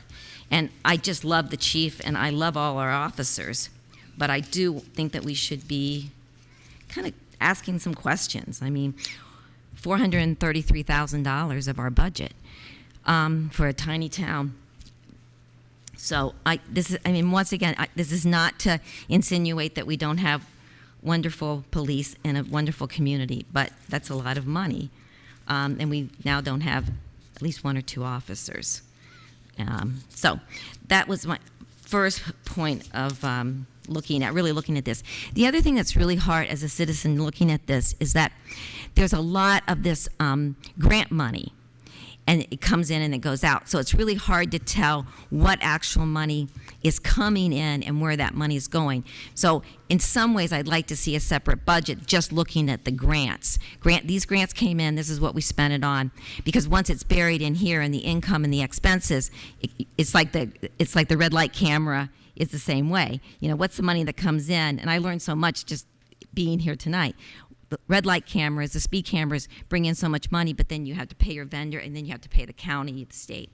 So to me, it seems like we need to really look at all of that before we can also make some of these decisions. So yeah, that's kind of what I was looking at. And, I think things look pretty good. I mean, most of the money is being spent per budget items, except for those really large ones that all the grant money, it was what comes in and what goes out, because it's really hard to look at the profit loss and say, oh, we're in great shape or we're in terrible shape, because I kept hearing that we're in terrible shape. But when you look at this budget, we're really not. So I think that would be kind of neat to have that. So if I talk to John, maybe we could just even do a simple presentation at one of the meetings to explain this to citizens, so we all understand it. But thank you.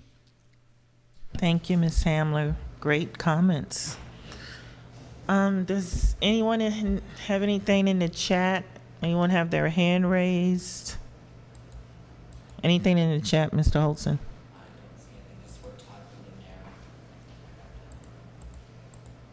I know there were some comments earlier. Yes. If you would like to speak, please raise your hand so I can identify you. I apologize. This is Amy Sawyer. I don't know how to raise my hand. Okay, can you, Amy, can you state your address for the record, please? Thank you. Sure. Yes, this is Amy Sawyer. I live at 3713 40th Place in Cottage City between Bladensburg and Parkwood. And I would still really like to see some money to go towards translation services. 60% of our community speaks a language other than English. The majority of those folks speak Spanish. There are a bunch of folks who are French speakers and ASL speakers, but the majority of those folks are Spanish speakers. That's more than half of our community. I understand that we do translate our newsletter and a few other things into Spanish, but it's really difficult for folks to participate in the town meetings when our meeting material is not in Spanish. It's really difficult for folks to participate and comment if they can't speak the language that they are most comfortable with. I would ask that as part of a budget item that we look into what it would cost to translate all of our materials into Spanish, just so we can incorporate everybody who is part of our community. As part of that, I would ask that we start distributing the information for town meetings, all of our meetings, multiple days before they're actually happening. We tend to get the meeting agenda and the packet of information maybe 36 hours or 24 hours before the meeting is held. It's really hard to read that information, to digest that information, and then be able to come up with a logical and coherent comment for the council. If we were able to get all of that information published 36 hours in advance or 48 hours in advance, that would be a huge help. Thank you. Thank you for your comments. I totally agree with you. I believe Mr. Holtzen is working on a new system in regards to the minutes and the packages getting out sooner. Yes, we are. We're actually going to have things out a lot faster. We also are going to, as soon as like tomorrow, well, actually, I should say right before we have the work session, we will have the packet out a week in advance. And then right after the work session is completed, the agenda will be prepared. And then by Friday, before the weekend, you will have the packet. So you have the entire weekend to review the packet and go through it. And then by the meeting the following Wednesday, you'll have time to make questions and comments. That sounds great. Thank you. That doesn't address my comment about translating everything. So I'd just like to make sure that it was, registered that we really need to put everything into Spanish. And, there are opportunities where we could actually hire town residents to help with the translation. It's just so important that we have to get information out to folks in the language that they are most comfortable processing it. I mean, I have to admit, I have a bit of a hard time and, processing all of this in English. It's a lot of technical information. So if we could put some money aside in the budget to translate information, that would be a huge, huge support to our entire town, the majority of which speak a language other than English. So Amy, I hear what you're saying, and yes, I can get 3 quotes and bring it before the commission to look at, to see what translation services will cost the town. So I'm happy to go and do the research to find out what those costs will be. So I will have that for you very shortly, and we can include it on the agenda. Thank you, John. I really appreciate that. Yes, thank you. So I know you brought the translator up in previous meetings, so we have been discussing it. So it didn't fall on deaf ears. All right. Any other public comments at this time? If not, we'll move to the next agenda item.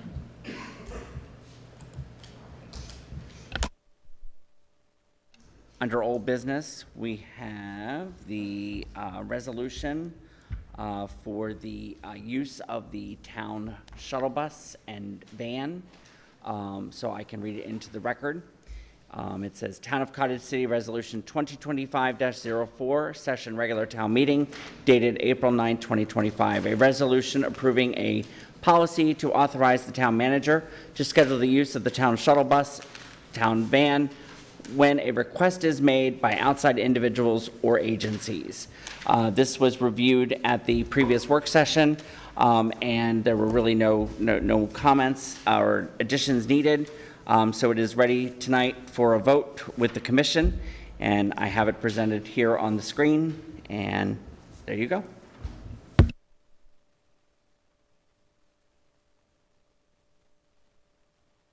Sorry. Thank you. So this is resolution 2025-04. You just read it into the record, right? Yes, I did. Okay. Is there, I don't think there's any need for discussion. Not really. Commissioner Henderson has a question. Yes, I was, when I read, where it has 7 and 8, it seems like 8 should be where 7 is, and 7 should be where 8 is. And the reason is because, wait a minute, let me just see what it was. Oh, yeah, because number 6, if you look at number 6, it says, every accident on a public road must be reported to the nearest law enforcement agency. And that's talking about accident. That's 6. And then it should go right to 8. This is because if you look at 8, which would be 7, it says, if applicable, an accident report shall include the following. See what I'm saying? Yeah, you're saying that 6 and 8 should be Yeah, together following since right they're after the- both discussing or talking about the accident Right. should one occur, and then you could go into Right. 7. Or, let's see, 7 is talking about doing an inspection, right, prior to the use. So maybe 7 should be 6, and then. Oh, yeah, or that's and the then, opposite. yeah, and Either then, way. then 6 and 8 would follow. Yes. So I would move 7 up in front of 6. Okay. Thank you. Could we do all this and still pass it tonight? We Oh, sure yeah. can. Yes, yes. Perfect. We sure can. No problem. Anything else, Commissioner Henderson? Commissioner Givens, any comments in regards to Resolution 2025-04? No comment. Okay, no comments from me. Commissioner Brooks? Would you entertain a motion? I sure would. So I make a motion to move forward with the resolution 2025-04, authorizing the town manager to coordinate usage of town shuttle van. With the edits. With the what? With the edits. Oh, yeah, with the edits suggested by Commissioner Henderson. Thank you, Commissioner Brooks, for your motion. Is there a second? Givens, I second. Commissioner Henderson got in right before you, Commissioner Givens.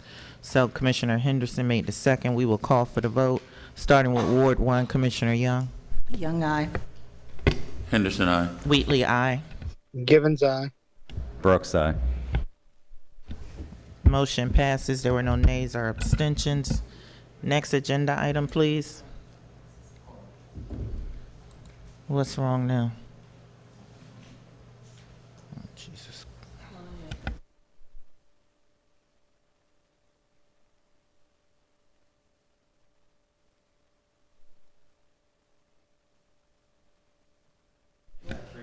Yeah, we had said that they had to fill up the tank. Did you add it? Didn't we say that, does that have to be a part of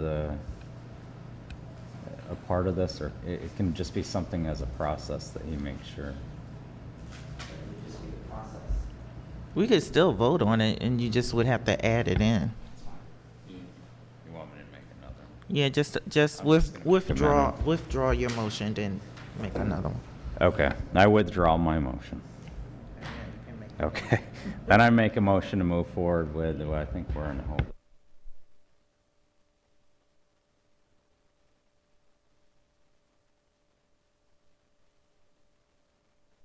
Madam Chair, you can just say into the record, let the record show that the resolution was approved and there's consensus to add this, fill the tank, and just move on. Yeah, they got that part. They already got that part. So we'll do what Mr. Best just said. Next agenda item, please. Next agenda item is the town hall lawn maintenance contracts. So what we did is we assembled a list of the properties and areas that the lawn maintenance agreement or contract would require.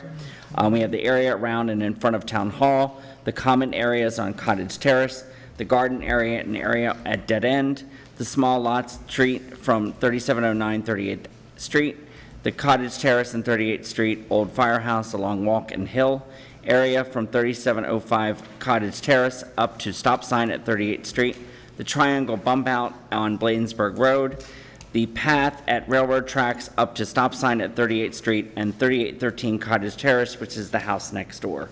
So they were all given the areas that they would need to treat, how the shrubbery, the lawn, all of that. And we received 3 bids or proposals for this, and we have them up on the screen.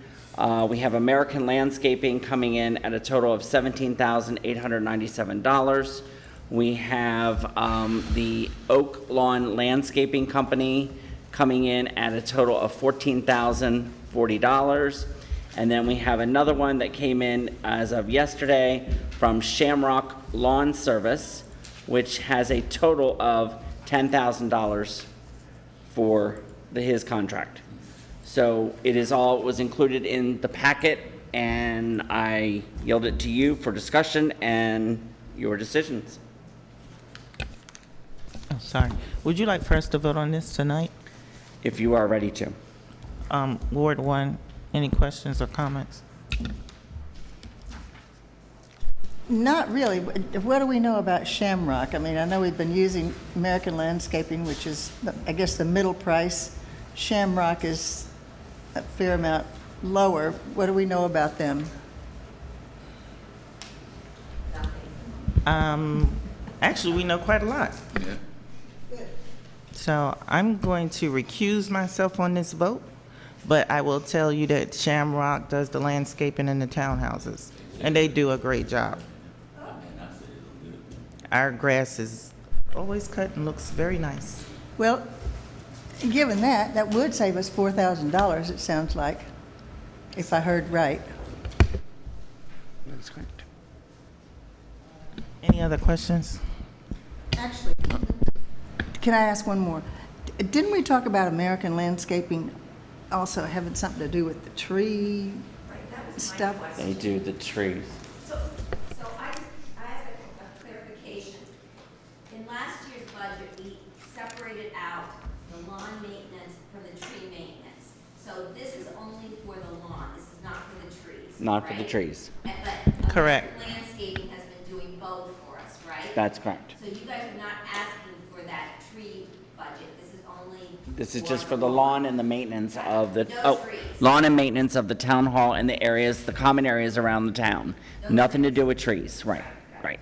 And the other thing that I just wanted to comment on is that we did do that low budget for trash collection, and we know what happened. So I'm glad to hear that you know Shamrock. Because that was the first thing I flagged when I saw the low price, was like, oh. What are you talking about? Zero waste was awesome. With that little red truck. That broke down. Yeah. Looked like my son was pushing it.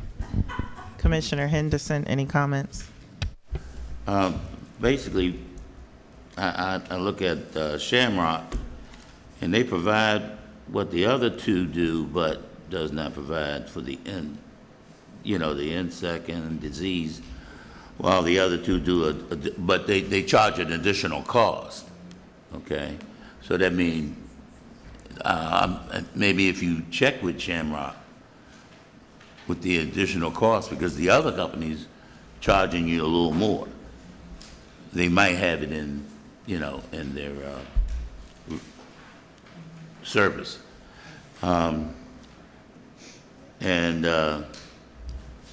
Do they have a separate rate for the insect and disease? If so, the annual cost would be less than the other two agencies. That's something to look into. And I noticed that the only thing that, if you do take Shamrock, I know American Landscaping already said they did one fertilization, but that, to me, won't make too much offset, because it doesn't cost that much, what I looked at. And American Landscaping did come out today to cut the grass at Town Hall because it was looking excessively tall, and they did do some of the weeding as well. So So that's we were another able to get cost. that done, right. We reduced it, and so I made sure that the grass did get cut because it needed it. So that will reduce the cost on these as well. So I can go back and I just want to hear what you all are thinking. Maybe we don't vote tonight, we can move forward. But I will give you that American Landscaping, of course, has done an extremely good job just under the time I've been here. And they did do a good job with the snow removal this winter. So I know, and I think that we could work with them on their cost maybe a little bit. But I do like the service. I do, they work well with the trees in the town. So that's something to keep in mind. Okay. I was just saying that for Shamrock, I think maybe we can look a little more into it before we make a dynamic vote on everything. Thank you. I yield All right. back. We're going to keep going. Commissioner Givens, any discussion? Yeah, so while Shamrock does cut the Hamlet Park grass, Wanda was not the one who asked them to place a bid. I did. I did because I have literally, and without Wanda's input, she didn't even know I asked them. I specifically asked them because I've seen their work. I've seen them out there, super efficient, and I was advised by someone else on the board that they gave good pricing. So with that said, I don't know what the number was coming in at, and that's a very, very good number. And even if it doesn't include the insect or whatever, that's very, very minor, because that's nothing but a weed, and that's very minor. That's someone going over the grass with one of those weed and feed mower things. So the cost would be, I don't have any problem getting those additional costs. But this is a big number difference than spending an additional $7,000. And I have no problem with American Landscaping, but I assure you that based on what I've seen and the service over the years that they've been doing at Hamlet Park, without Wanda's input, that I've seen myself, that they are efficient, they are about their business, and they get it done. So I will say that I would, and according to our according to our charter, we're required to consider the lowest bid unless there's some extenuating circumstances in which we should point out in the bid package. Like if we had gotten information that the Shamrock wasn't good, then yes, we could consider the highest bidder or whatever. But that is typical of why we take bids in order to get the best service for the best dollar amount. So I yield back. Thank you. Thank you, Commissioner Brooks.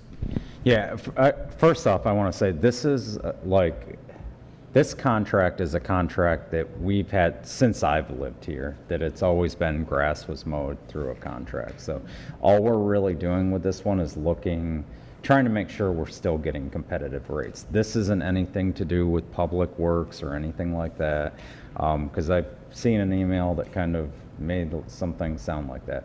This was a process we've always had. We've always had our grass mowed by these contractors. Not always, but as long back as I've lived here. We're just looking at, are our rates still competitive? I have seen that, I didn't know their name was Shamrock. Interesting choice of name, but yeah, I agree with everyone as I run past there every day, take my kids past there. They're always out there, they mow, they do their thing, and, pack it up. So I do like what I've seen from them, and I only see the outside of it, but 10,000 a year seems good. I agree with Denise that we don't want to get ourselves in a position of zero waste again, but I think this is a company that we've seen the action of. I mean, Hamlet Park's not a small area, so yeah, I would be inclined to kind of move forward with Shamrock Lawn Maintenance. And we can still use, American Landscaping for other services, but where they're competitively priced, but I do think Shamrock kind of makes sense looking at this. Thank you. Yeah, I haven't really changed my mind about anything except when Renee mentioned the insect control or whatever. I'd like to find out what each of them use for that, and if any of them use Roundup, ask if they don't use that, because like I told you before, that killed my brother, and it is, there have been a lot of problems with that particular one. There may be other ones as well. So let's make sure about that. Ms. Hamlin?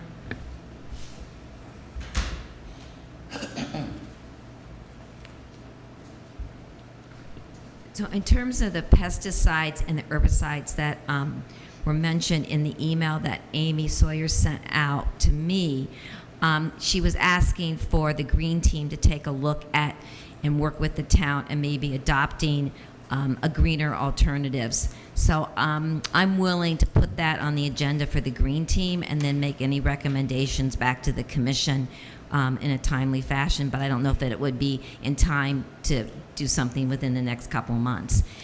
And the other thing was that we had decided to do the mosquito abatement survey, and we'll be talking about that at our next meeting with John, and then presenting something hopefully to the commissioners next month, okay?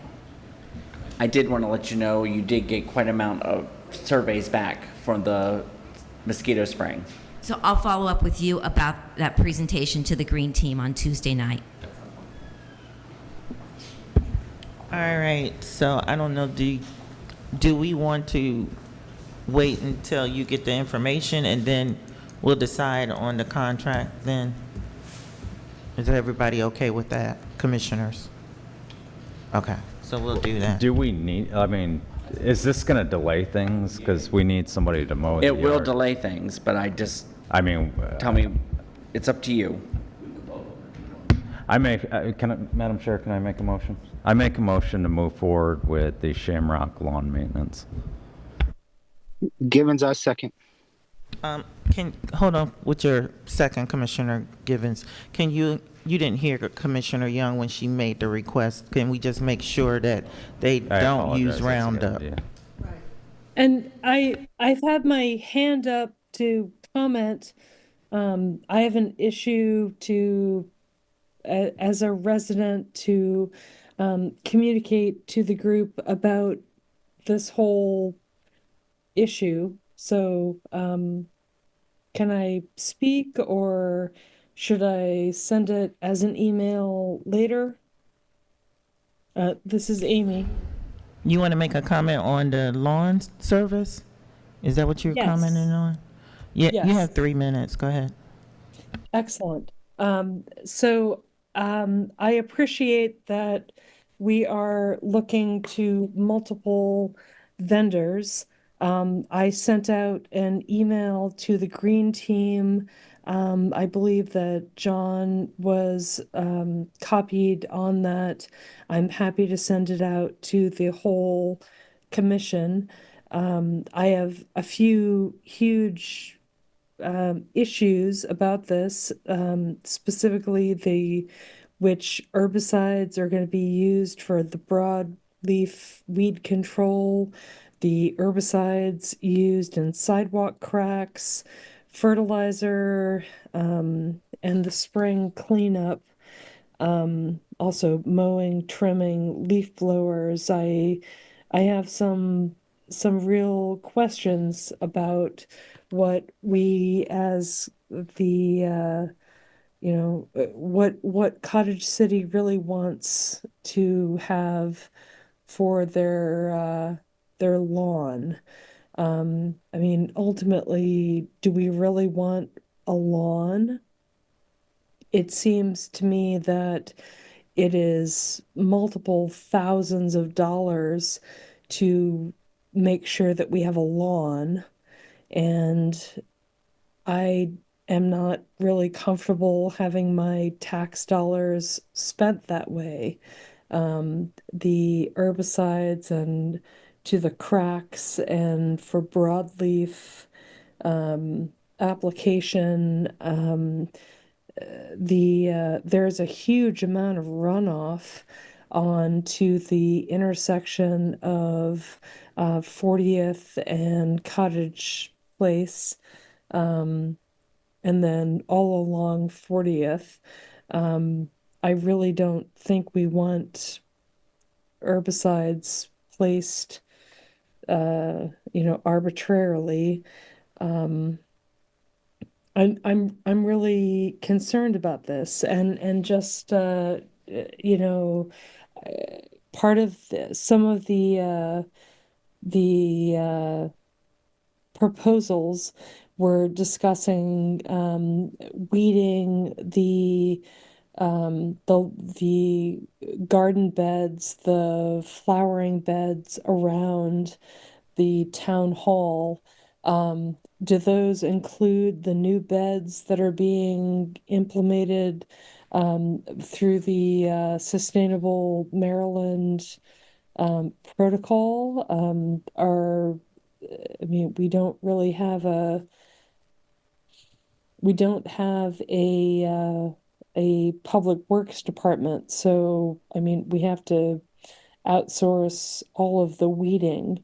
Are we going to be weeding all plants? If we're going to be planting natives, maybe we need to look into, what is actually a weed or noxious weed. Um, I'm uncomfortable with these applications that are being put forward that are going to be spending thousands of dollars on herbicides, because all of that Miss stuff Sawyer? washes down Miss Sawyer? into the Anacostia. Miss Sawyer, you going past your 3 minutes. What is your Sure. request or your comment? Because I couldn't follow you. Is it just your concern is the You can't pesticides? follow me? No, that's all good. I reached out to the green team. Um, I am I am uncomfortable with us spending literally thousands of dollars on herbicides and pre-emergent herbicides and other stuff. Um, I know that we are in a deficit in our budget, and I would prefer that we're not spending that's four or five or $6,000 on herbicides for the town to maintain a green lawn. So I'm not sure what needs to happen with the existing the quotes that we have. I've asked that the green team embrace a discussion about how we could catch up with our fellow townships. Bladensburg, Mount Rainier, Colmer Manor are far more advanced than we are. I think around what you should with the do, plan. Ms. Sawyer, I don't know if you heard Ms. Hamlin when she said she was going to present something from the Green Team in a couple of months. So whatever concerns you have, I think Yeah, you that was should present it my with the Green comment. Team. Sure. So I guess if you're going to adopt any one of these quotes, my concern is that could we cut the quote short? Could we stop working with those people if we as a town decide that we'd like to have a more environmentally friendly support system?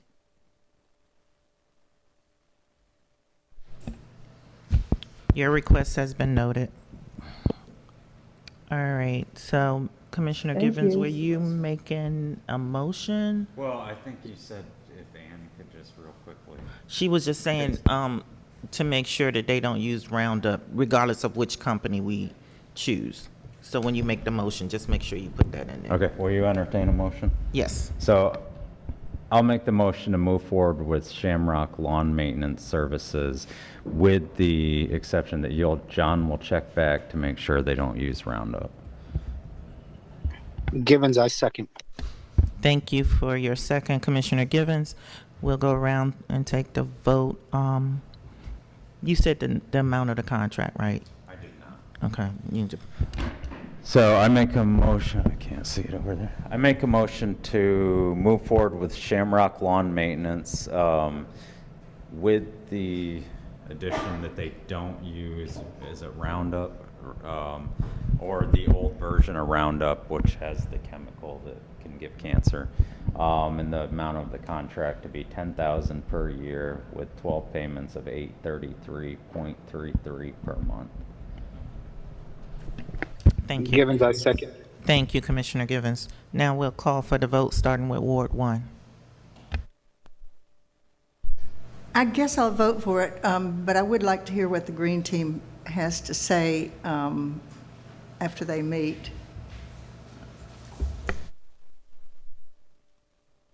Okay.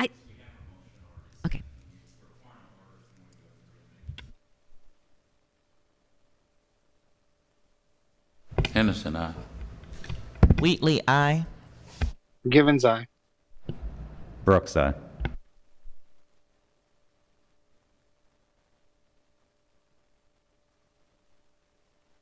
I don't know. So I just want to reflect on the process. And Amy, in due respect to Amy, I'm glad that she sent the memo. It's very inclusive around options and what we should look at.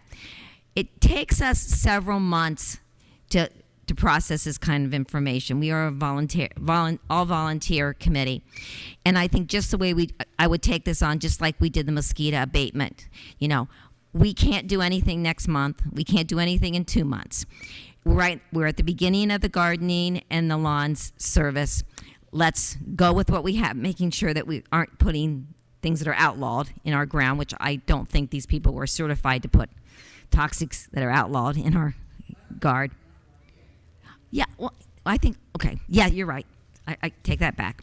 Let's just make sure that we take this on as a longer-term project and that we make a really thorough presentation and maybe get more input than just the Green Team like we're doing, similar to what we're doing with the mosquito abatement program.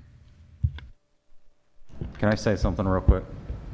Real quick. I think that was really well said. You can't do it overnight. So we do still got to continue services. And then when it gets brought to the table, we can look at it at that point. Thank you. Thank you. Fine, Yeah, I've got a gentlemen. comment too. Thank you for the comments. I will say, from what I know of Shamrock, I believe they use organic chemicals, I believe. But Mr. Holtzen, you can verify that. I definitely will. Yeah, frankly, I was surprised that the lawn maintenance people would use anything like that. I mean, I don't use anything like that on my lawn, and it seems to be okay. So hopefully we can get good news, either that they don't or that they use organic materials. Because, you know, kids play in the grass, and so you don't want to have poisons in it. Commissioner Givens, you have your hand raised? Okay. Roundup, the Roundup that you know from years ago or whatever, and Kevin could probably attest to this. You know, I did the research after you were complaining and about Roundup and stuff. That has been reformulated, you know, and to address a lot of Wessingham's concerns, and understandably so. I don't have a problem if you want to go to another company as far as the materials that's being used. That's fine, but you're going to have to utilize something in order to keep the grass looking nice, because otherwise weeds will take over and it'll look a hot mess. And that's not, you know, we ain't trying to represent nothing looking all raggedy and stuff like that. That's why we have a sprinkler system that cost us thousands, because nobody was watering the grass and it looked like crap. You know, and you know, that's why we have a professional lawn service that's addressing some of those weed and feed types of deals. It's not that they don't weed the weed and feed the lawn every week or every time or once a month. It's usually done once a season. Maybe it typically is done once a season. If the chief was here, he could speak more to it, because I believe he had a lawn service himself. And secondary, I just want to kind of address one of Amy's concerns. The cracks in the sidewalks for the grass overgrowing. We do use, the town does that. We use a spray. We have a backpack sprayer, and that's also an organic vinegar-based product, and it's purchased by the 55-gallon drum. And I believe when I last looked, we probably have about half left in the Western End. And we did that some years ago. We went to that some years ago to address those concerns that Ann specifically was talking about. Even in light of, you know, the change in the formulation, we wind up utilizing that to address the specific weeds in the concrete. So I yield back. I just want to make people more informed about what some of the processes is. I yield back. Thank you, Commissioner Givens. Mr. Best, you have a question or comment? Yes, Madam Chair. In a lot of cases, municipal corporations and county governments are preempted by state general law from passing regulations. Well, there's an exception for pesticide banning. Municipalities can pass their own ordinances banning the use of pesticides on lawn maintenance on either private or public lawns. So it's something you can put in your code of ordinances as either a misdemeanor or a municipal infraction if someone uses these pesticides that are banned. Tacoma Park has a pretty robust one, for example. Thank you. Thank you, Mr. Best. Mr. Kopecki, you have a comment or question? Yeah, I'd like to comment on what Demetrius said. I believe also that Roundup has been reformulated, so you ought to make sure they don't use the chemical that was carcinogenic, or any chemical that's used carcinogenic in the reformulated brand name. If you got, and don't use the brand name Roundup. Please push the just button. use the chemical name that was carcinogenic. I think they were asking you to speak into the mic. I don't think folks heard you. Can I recap? Bill was basically... Mr. Brooks, if you could do that, thanks. Yeah, Bill was basically saying a lot of times like they've reformulated things, and we put that in the motion. We did say that they're not using the old formula that was cancerous, right? Yeah, you did. No, I was saying right to Bill that's basically what you were saying, that, yeah, they had this cancerous I don't know, recipe, and then, but they've since been reformulating to make sure they're not going to get that kind of lawsuit. So I was just suggesting that you don't use the brand name Roundup when you're checking, but use the chemical name that they used to use in Roundup.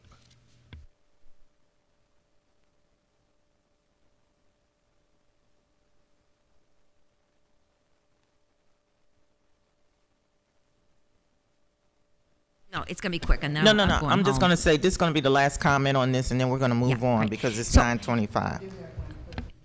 So when Demetrius reminded me that we had this conversation with the previous public works team, and I talked to them several times about that, what they were using. It's an organic compound, and we were thinking about putting it in the garden along the fence line, and they ran out of it.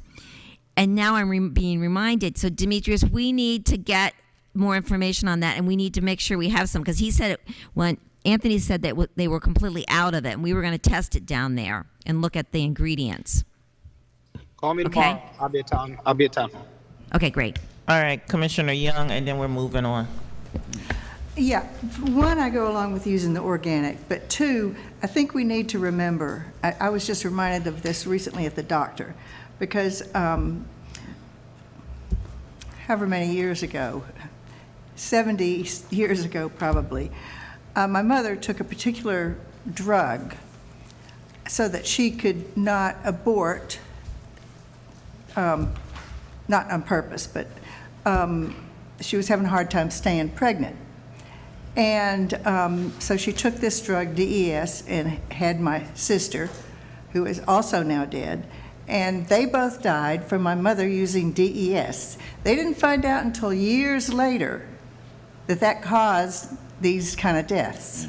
So whenever we can go with organic, even though there's a new chemical out there, we don't know down the line whether they'll find that is a problem, because they don't learn these things right away. So it's always safer to go with the organic. All right, thank you. Next agenda item, please. Next agenda item is the the damaged trash shed out back. Commissioner Givens has asked to put this in here, and Commissioner Givens has provided us with a laundry list of construction materials. As we know, under the current administration, the cost of building materials may be rising.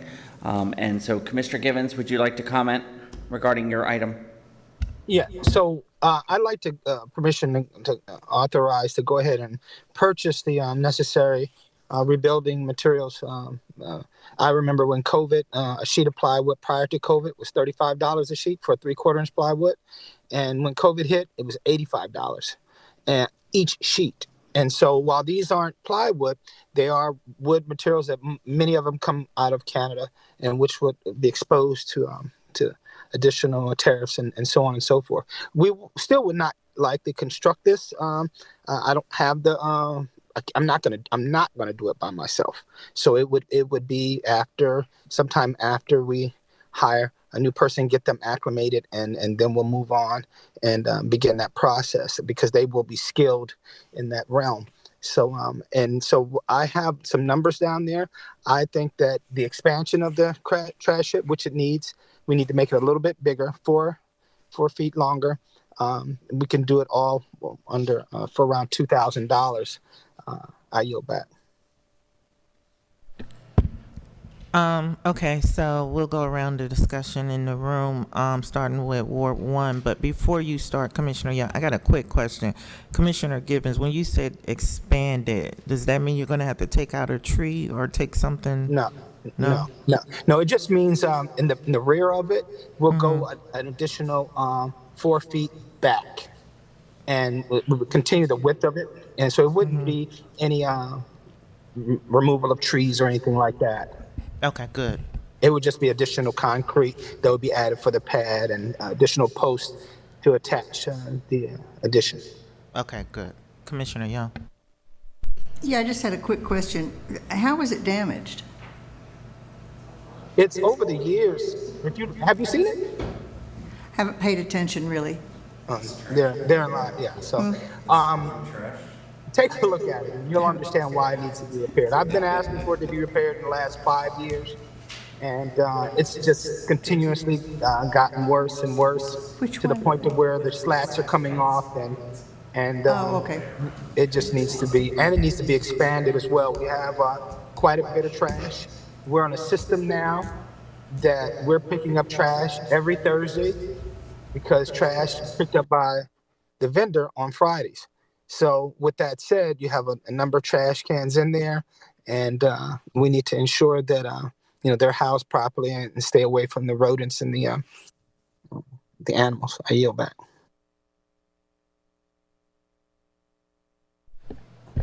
Is that it, Commissioner Young? Yeah. Commissioner Henderson? No comment. No comments from me. You answered my question. Commissioner Brooks? Yeah, I just say, I appreciate you getting this stuff. It does look it looks terrible, and it's, it's old fence pickets that are falling off, and it's a low cost, and I appreciate you guys taking the time to replace it. Thank you. So basically, I just need a consensus so that we can go ahead and give John the authority to go ahead and because it's beyond his $1,000 purchasing power. I make a motion, we move forward with the purchase of the materials and the cost of $1,372.46, so that the trash collection area can be replaced. Thank you. Just as a matter of point of order, well, that's a number, that's an estimate. So that's why I said if you giving it some latitude for some room, because you have the sometimes the unknown, and so it could considerably, and we don't want to have to come back and ask you for another $200 or $300. So something reasonable. It'll be less than $2,000 budgeted, and of course we'll stay within that. But that's why I threw that number out. But I'm happy to say if you wanted to put an additional $300. 17 or 1,800? That What's sounds a good? 17? That sounds fine. Sounds Okay. fine. Okay. So I make an amended motion that we move forward with purchasing the materials for the trash collection area, roughly in the amount of $1,372.46, not to exceed $1,700. Thank you. Is there a second? Henderson, second. Okay, thank you, Commissioner Henderson and Brooks, for your motion. Call for the vote, starting with Ward 1. Young, aye. Henderson, aye. Wheatley, aye. Givens, aye. Brooks, aye. Thank you. Next agenda item, please. Next agenda item under new business is resolution number 2025-05. This is a resolution, let me read it into the record. It's the Town of Cottage City Resolution 2025-05, session regular town meeting dated April 9th, 2025. A resolution approving an elected and appointed official policy concerning confidential information. So as we know, we have a town election coming up. We have commission individuals coming and going.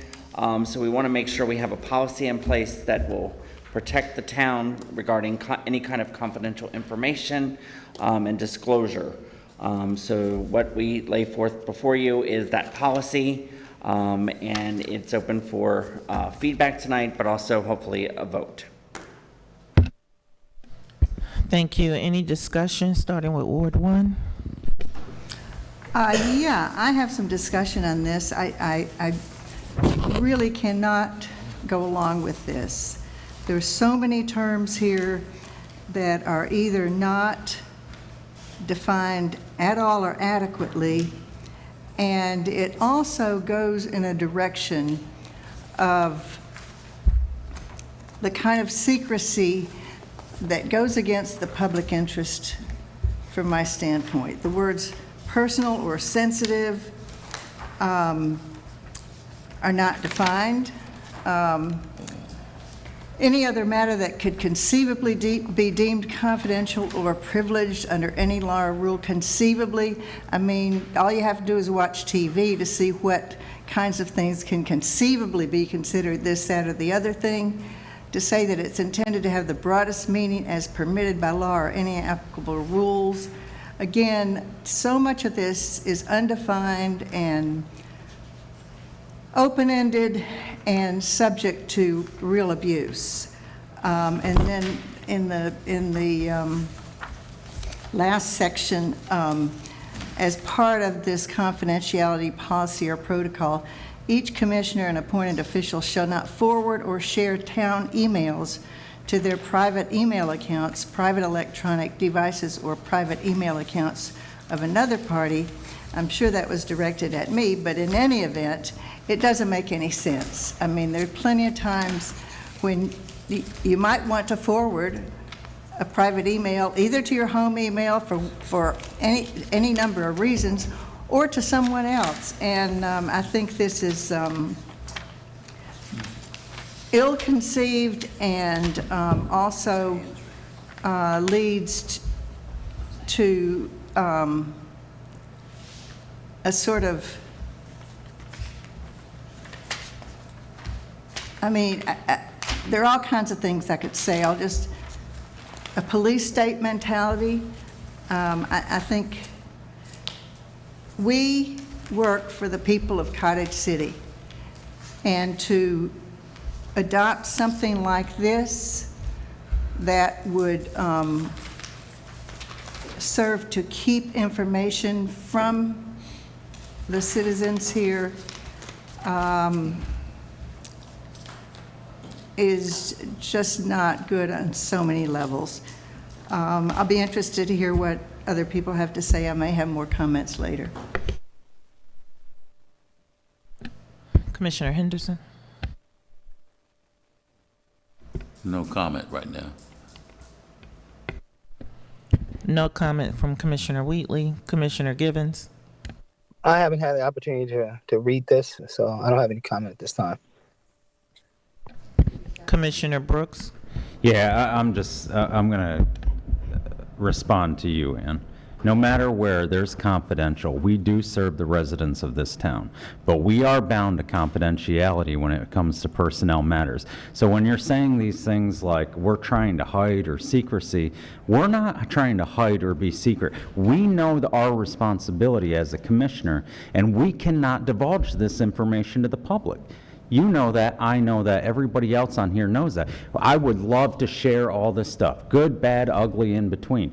But we know that it is our responsibility when we sit on this commission that we have to be confidential. When I go to work, I know that personnel matters, confidential. I can't just go share them with my colleagues when it's convenient to me or when my viewpoint comes across. I'm just simply responding to you. You know that there are matters that we have to keep confidential. Sharing emails, I don't know of any workplace where it's okay that you take a confidential email and then you share it with your personal email so that you can then move it on to other things. So if you're going to say these things to try to incite things, come on, let's be honest with it. You know that you need to maintain confidentiality in some matters. Not all things. We keep some things in public. We keep some things in closed session. And those things in closed session are confidential. Thank you. Just to reply, as I've told people before, I worked at the Nuclear Regulatory Commission. There were very specific laws and rules over which things were confidential. This is not specific. It's very, very open-ended, and it's not defined very well. And any personal or sensitive, what's sensitive? Something might be sensitive to you and not sensitive to me. This is not how laws are done, where things are made confidential. It's any other matter that could conceivably be deemed confidential or privileged under any law or rule. The open-endedness of this is just way beyond the way any statute or rule should be written. And then to say that no commissioner or appointed officials shall forward or share town emails to their private email accounts. I haven't forwarded anything that was officially confidential, that was even considered confidential or mentioned as being confidential. So you've mentioned it, but I won't go any further into that. But I think the point is that this is so broadly written that it could be misused, and we could have our own little Trump town right here if you start to enforce something like this. I'd like to hear the comments from the public. Before we go to the public, I'd like to hear from the town attorney. Well, I think it's a reasonable policy. Yes, there may be some wordsmithing or some tightening up of some of the language used in this, but a lot of this language was written by the Baltimore City Solicitor's Office. So a lot of this was plagiarized from the largest municipal corporation of the state of Maryland, which has a platoon of lawyers that serve in the office of law of the city. Yes, I was pressed to vet this, and it can be wordsmithed a little bit, probably a little bit better. And for number 6, it probably should say not share confidential town emails. But let me just say this, and it's in line with what Commissioner Brooks said. You all have a fiduciary duty to protect and deny from disclosure confidential information that if leaked or shared outside a closed session or outside the internal use of the town, that could damage the town. For example, if I prepare a memo of law or prepare a brief on pending litigation and it gets leaked out and shared, that can cause considerable damage.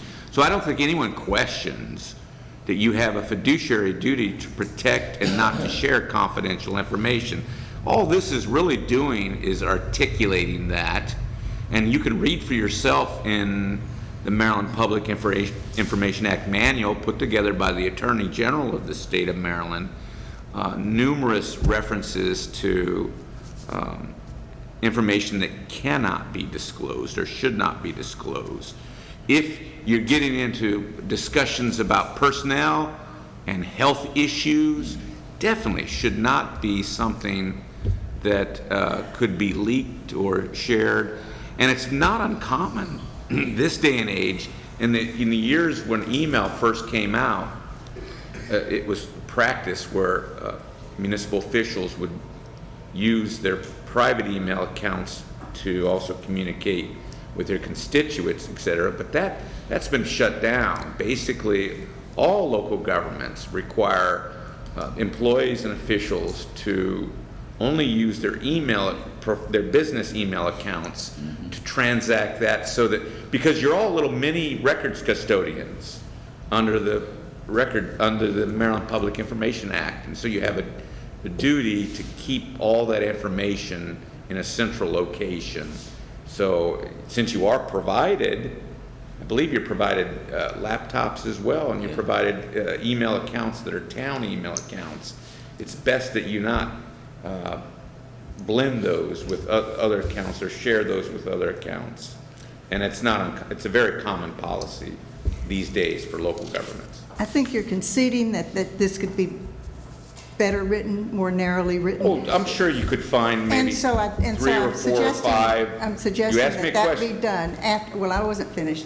I suggest that we do that after hearing all the comments about this, because this is so broadly written that it could really be misused and abused. Well, I don't consider it egregiously overwritten.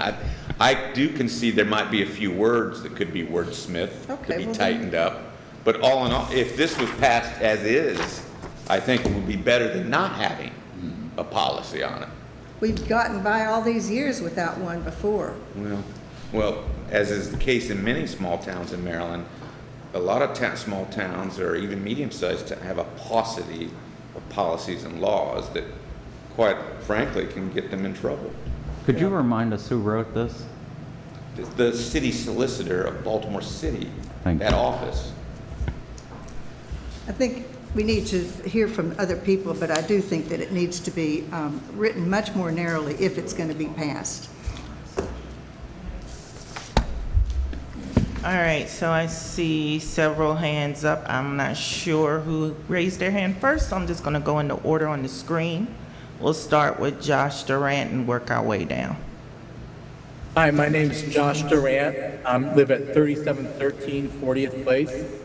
I want to say I strongly disagree with this resolution as written.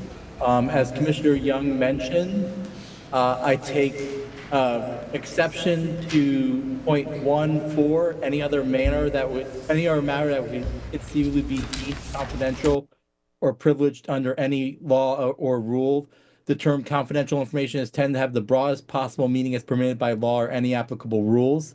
I would ask the commission to strike that entirely from any future resolution.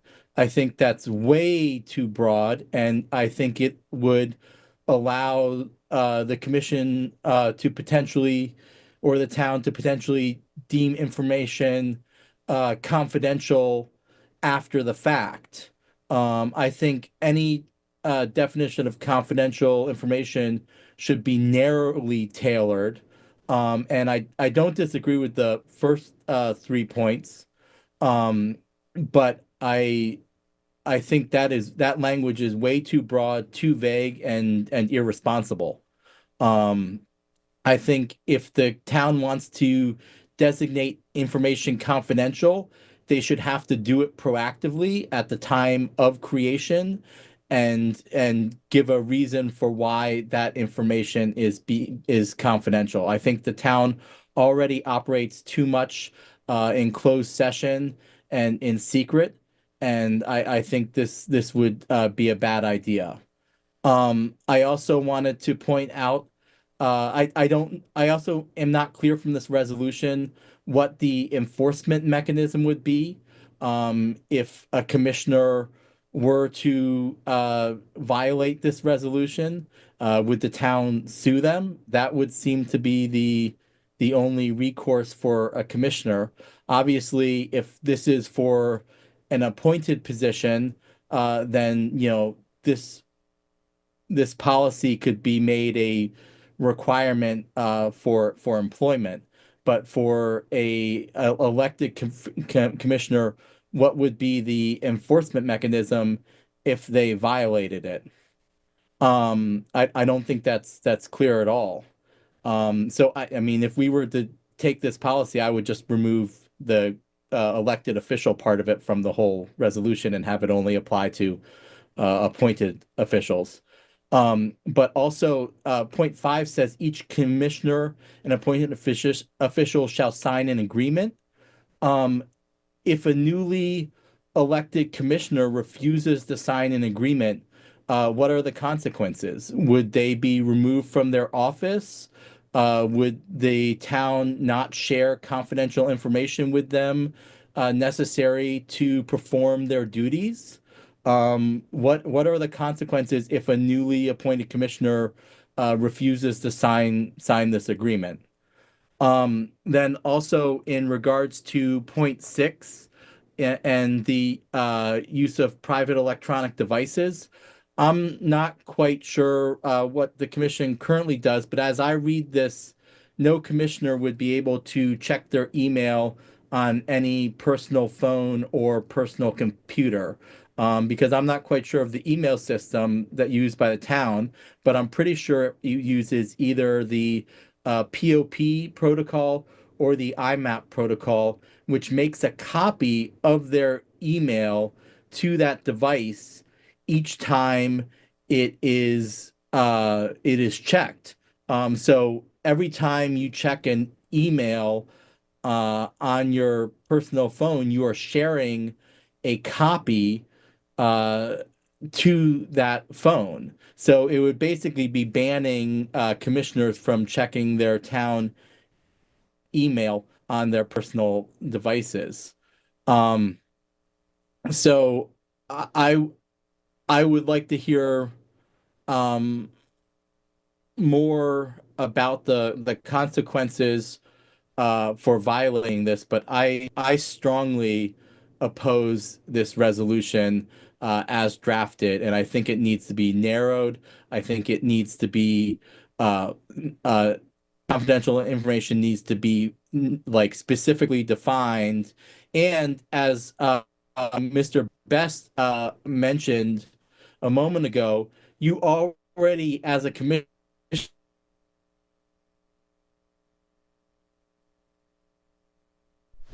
Josh, your audio went out. Also, you've gone over your 3 minutes. I think we're pretty clear on how you feel and where you stand with this resolution. So we'll move to the next public comment. Please remember you have 3 minutes and that we want to try to get to as many people as possible. So next on the screen is Amy Sawyer.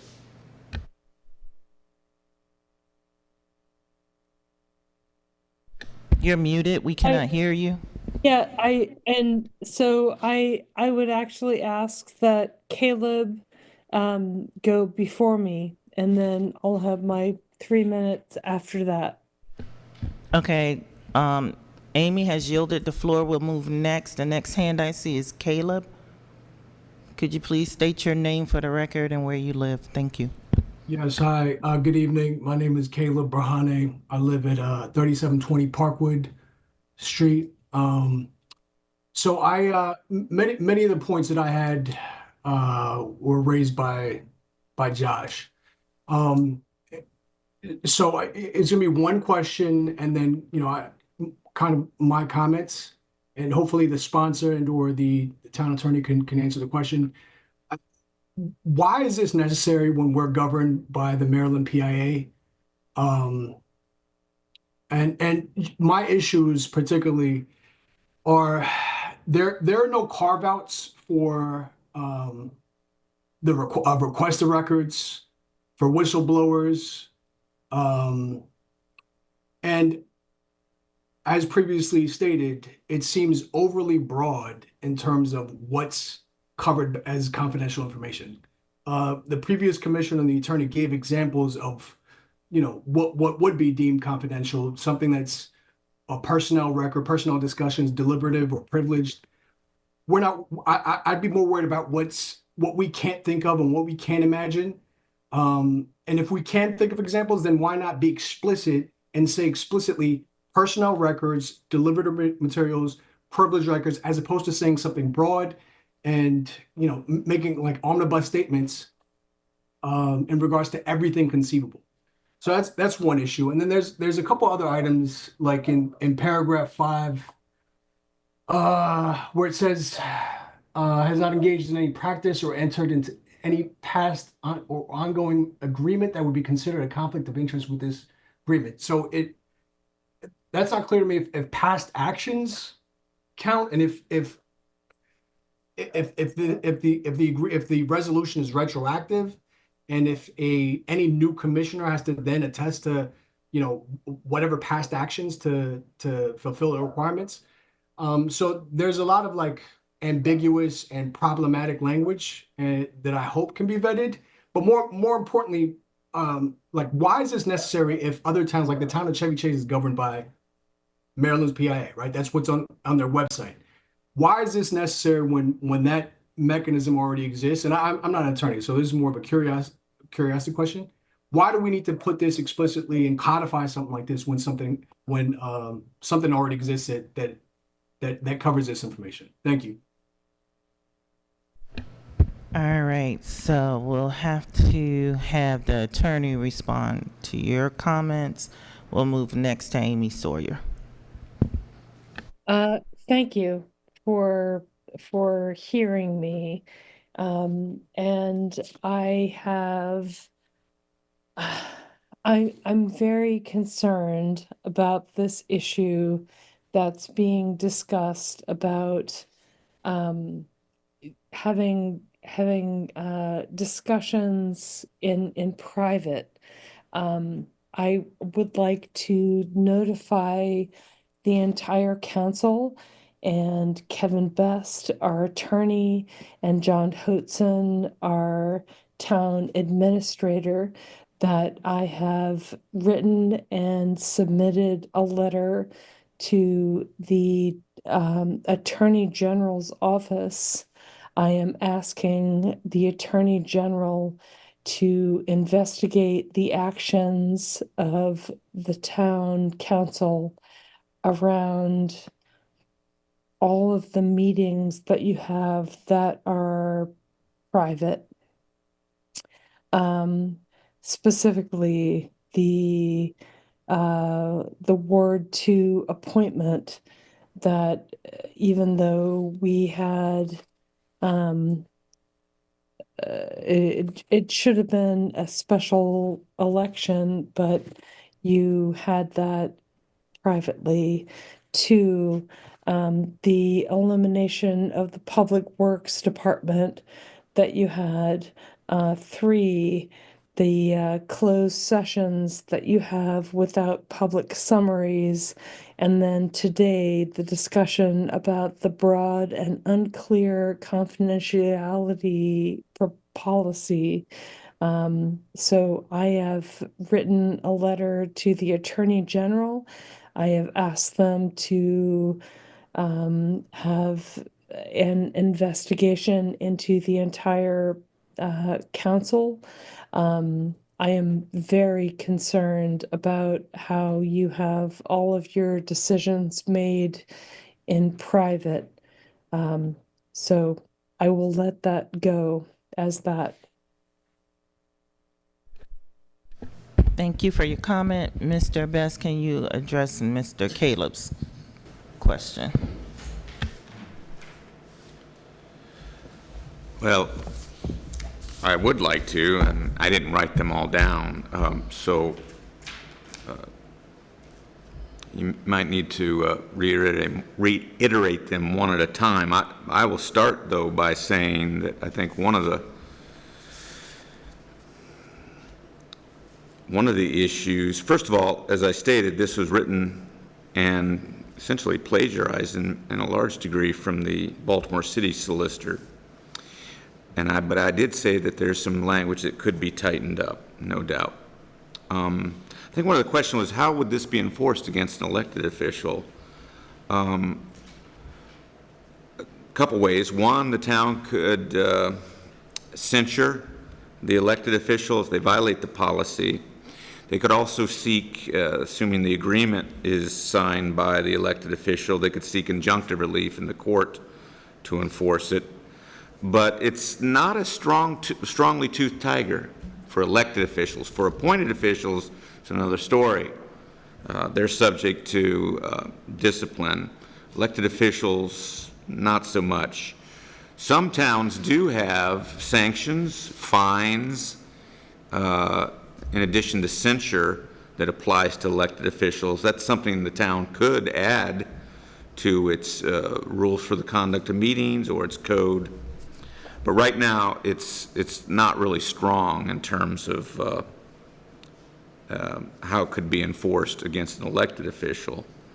Yeah, I think the bottom line is, and then if someone wants to chime in and ask me the specific question, because I didn't write them all down, shooting from the hip here tonight. Another thing I'd like to say is your structure of government. Comparing Cottage City to Cheverly or many other towns is like comparing apples to oranges. You all have a commission form of government, and you all basically make essentially all the administrative and administrative/executive and legislative decisions, where in many other towns the governing body doesn't get down in the weeds and make a lot of the decisions. Furthermore, I'd urge Ms. Sawyer to read the Open Meetings Act manual. I don't think she quite understands that there are 14 exceptions to the requirement to have public meetings that allow for closure of meetings. And so there's quite a bit of leeway for towns and cities when you're talking about personnel issues, you're talking about confidential issues, you're talking about certain contract issues dealing with bids, that you can close the session. So, yeah, there are a great deal of decisions made, particularly personnel-wise, in a closed session, but it's permissible. So could Mr. Burhane or Mr., the other gentleman, could you Yes. could you feed me the questions one at a time? So I had one question primarily. You mentioned the Maryland PIA, the manual. That we're governed by that as a municipality. Why Yes. is this resolution necessary? The second, I guess, and there were a Well, couple no, just ask one at a time now. go ahead. Okay, so why, since we have the MPIA, do we need this policy? One, the MPIA does not curtail or regulate an elected municipal official from storage of emails on private accounts. It doesn't, it probably relates to it and talks about it, but it doesn't mandate it one way or the other. So, you know, if a town wants to explicitly regulate that behavior amongst its elected officials, it needs to do that by its own policy. So could you give me your next question? Yeah, so the resolution seems to do a lot more than regulate the email of the town officials, right? There's a lot of language in terms of what exactly. Wait, I'm sorry, Caleb, could you hold 1 second? We're gonna turn up the volume here, because it's kind of tough to hear you in here. Yeah. 1 second.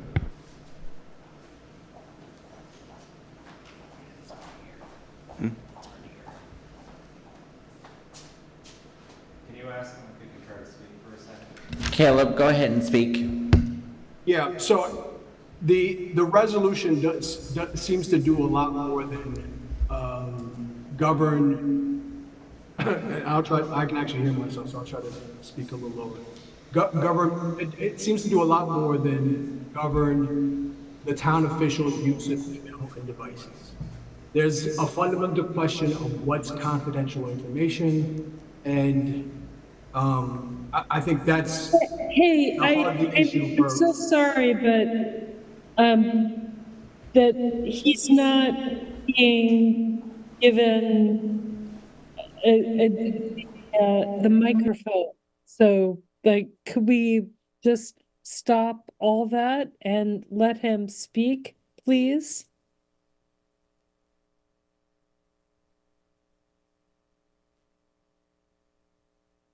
Burhane to pose individual questions so that I could handle them one at a time, because I didn't write down the myriad of questions he had initially. So if we can just continue that, we'll go ahead.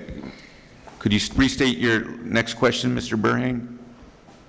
Yeah, so the next question, I mean, the main question was in regards to the PIA and what's defined as confidential. I think it's less so to do with the codifying what commissioners do with email as opposed to what we define as confidential. Why can we rely on the PIA manual as the basis for what's confidential? The other questions I had were, are there carve-outs and is there like specific language that we can include for how individuals can get information via the custodian, right? Is there like a FOIA process? Are there exceptions, like whistleblower exceptions, or anything else in terms of gaining access?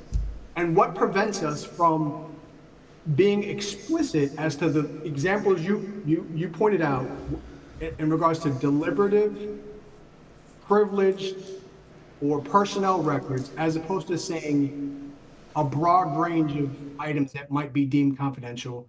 And to piggyback off of what Josh said, proactively mark items as confidential. Thank you. Let me just say that I think this could be, I think the Maryland Public Information Act manual and the Open Meetings Act manual do a very good job of defining what is confidential. If there needs to be more clarity for that, we can probably do that. We can put that into this. However, the scope of what's confidential is even broader than what those two manuals define. Because of the fiduciary duty elected officials have, anything discussed in a closed session is considered confidential.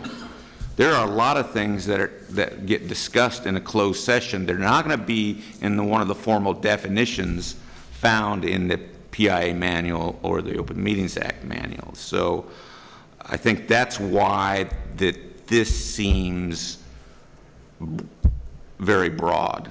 Now, in terms of whistleblowers, Hey, I'm sorry, but who is speaking now? this is Town Attorney Kevin Best. Okay, cool. Kevin Best. Excuse me, Miss, is this Miss Sawyer? Yes. You do not have the floor, ma'am. The town attorney had the floor and he is speaking. Please give him the respect. Thank you.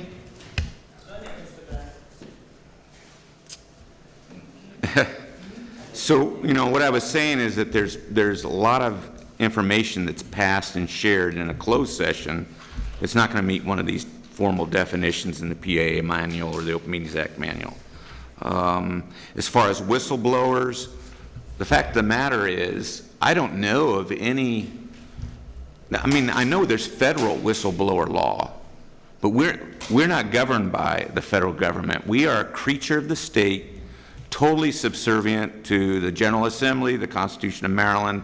Of course, we're limited in what we do by the federal Constitution, but there is no statute that I know of that would circumvent the fiduciary duty of a local municipal official to hold confidences that they receive about personnel issues, no matter what venue that's discussed before them, whether it's confidential information that they have a duty not to disclose from a closed session that's duly closed, in accordance with the 14 exceptions allowed under the Open Meetings Act. So I don't know of any, if there is some whistleblower law or one does come along, certainly if it's passed by the General Assembly, it would preempt and supersede anything in this policy. But I don't believe that to be the case now. I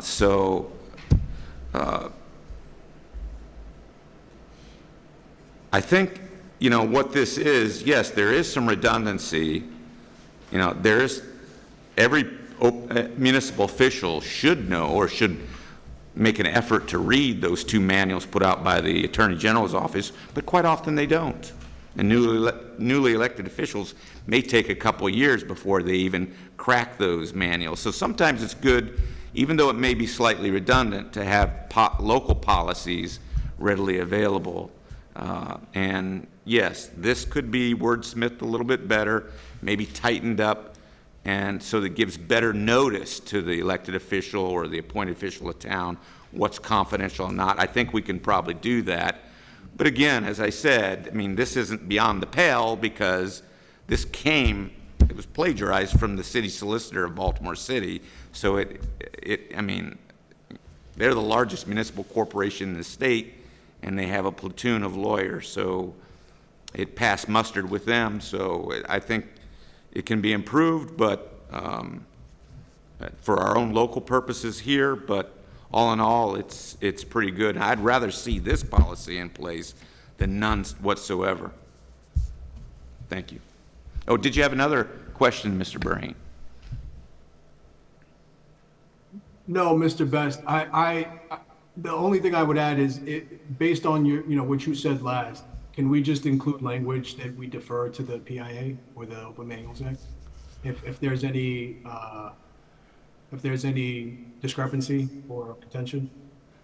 Yeah, I see your point, and if the commissioners who are the principal and the town manager, who I get my marching orders with as the gateway, and of course the commission is my client, if they want me to take another crack at trying to make this a little bit better and understandable for lay people to read, I'll be glad to do that. I was pressed to review and prepare this, but again, it was based on a document already vetted by another municipal corporation. Thank you. All right, so Commissioner Young, you have your hand raised, and then we're going to move to the next agenda item. Thank you. A couple things. First of all, Kevin, you said, and I don't want a response right now, you said anything that's said in a closed session. However, the thing that was discussed in the closed session in question, I could actually argue should not have been in the closed session because it didn't involve anything that was really confidential. And so I think you're saying that anything that's said in a closed session, if it's not legitimately required to be in a closed session, it should not be the basis for making it private. There needs to be some legal justification for something being limited to a closed session. The thing in question here, I don't think was. Second of all, as I said before, I used to work at the Nuclear Regulatory Commission. Wanda still works there. Well, I just wanted to go through there. There are different categories of information there. There's classified information, there's safeguards information, and there's sensitive unclassified non-safeguards information called SUNSI, S-U-N-S-I. It's information that's not just publicly available and encompasses a wide variety of categories: personnel privacy, attorney-client privilege, confidential source, etc. But this goes way beyond that. And the last section itself, I think, goes way beyond that. And the wording that you've used goes beyond that. I think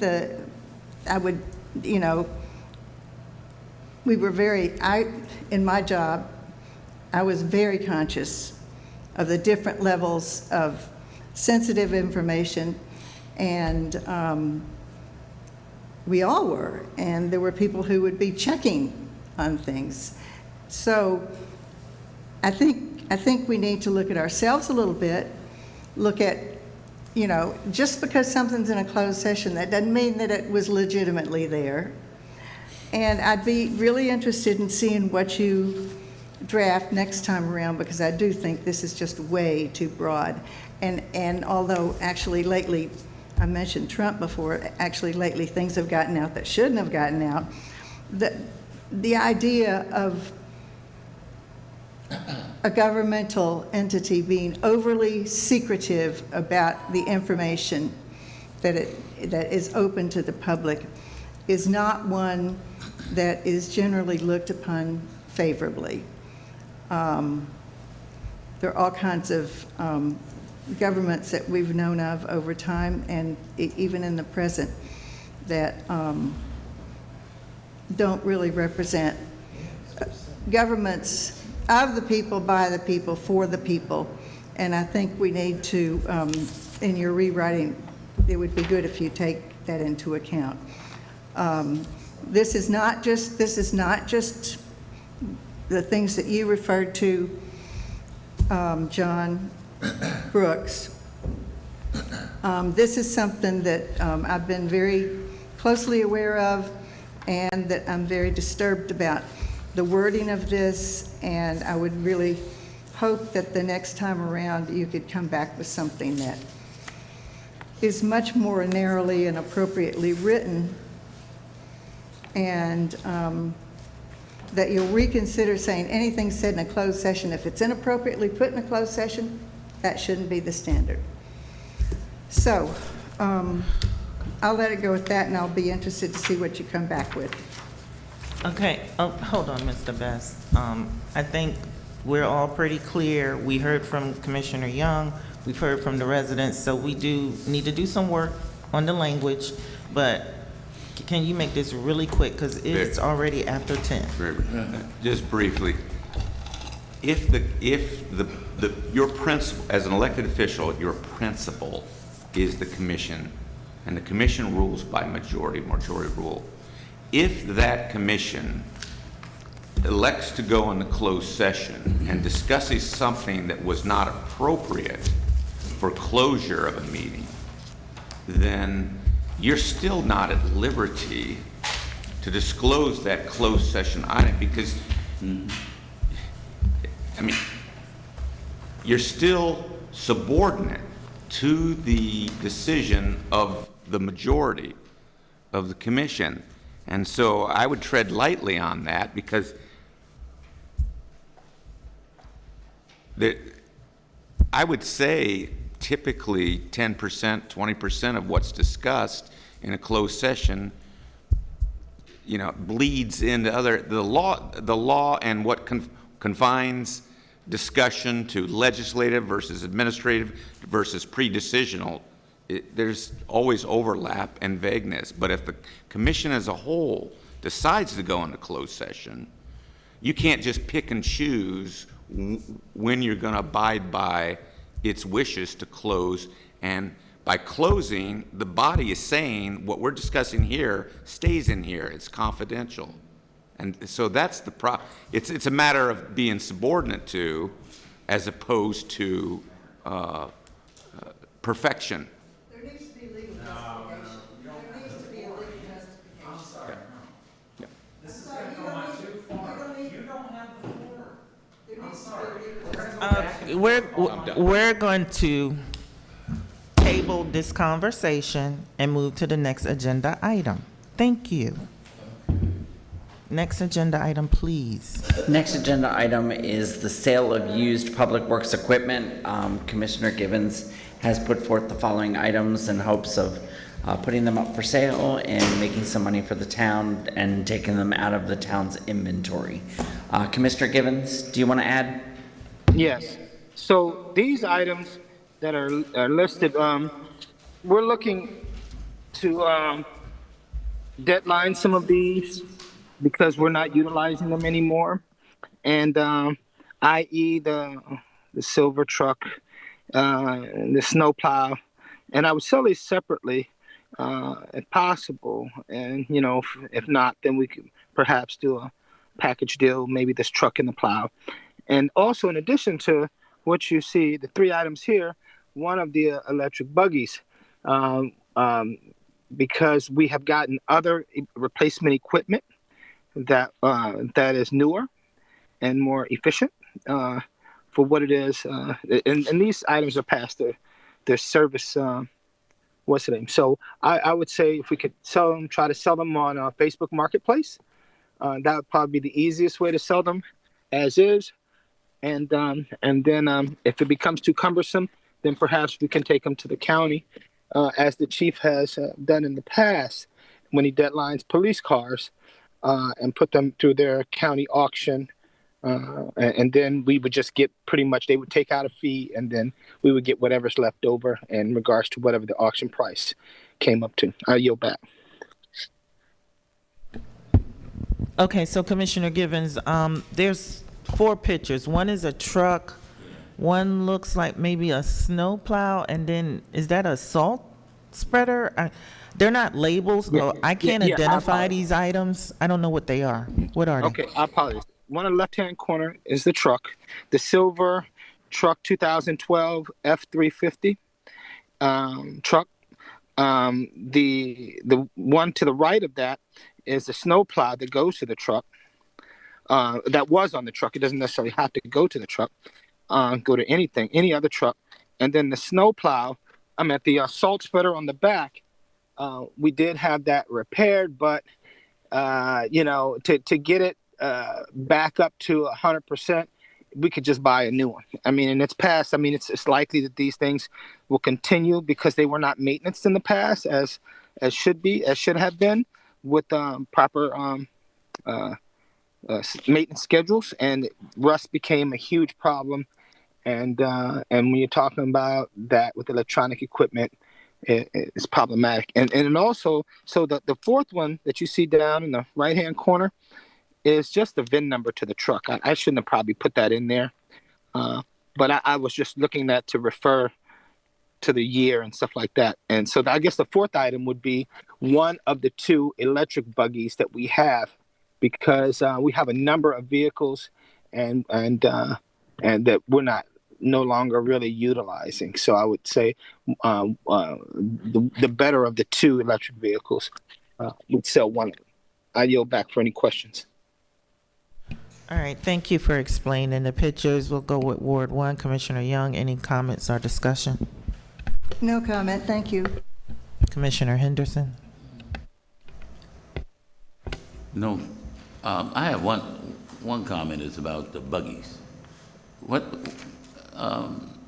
condition are they in, the one that you planning on selling?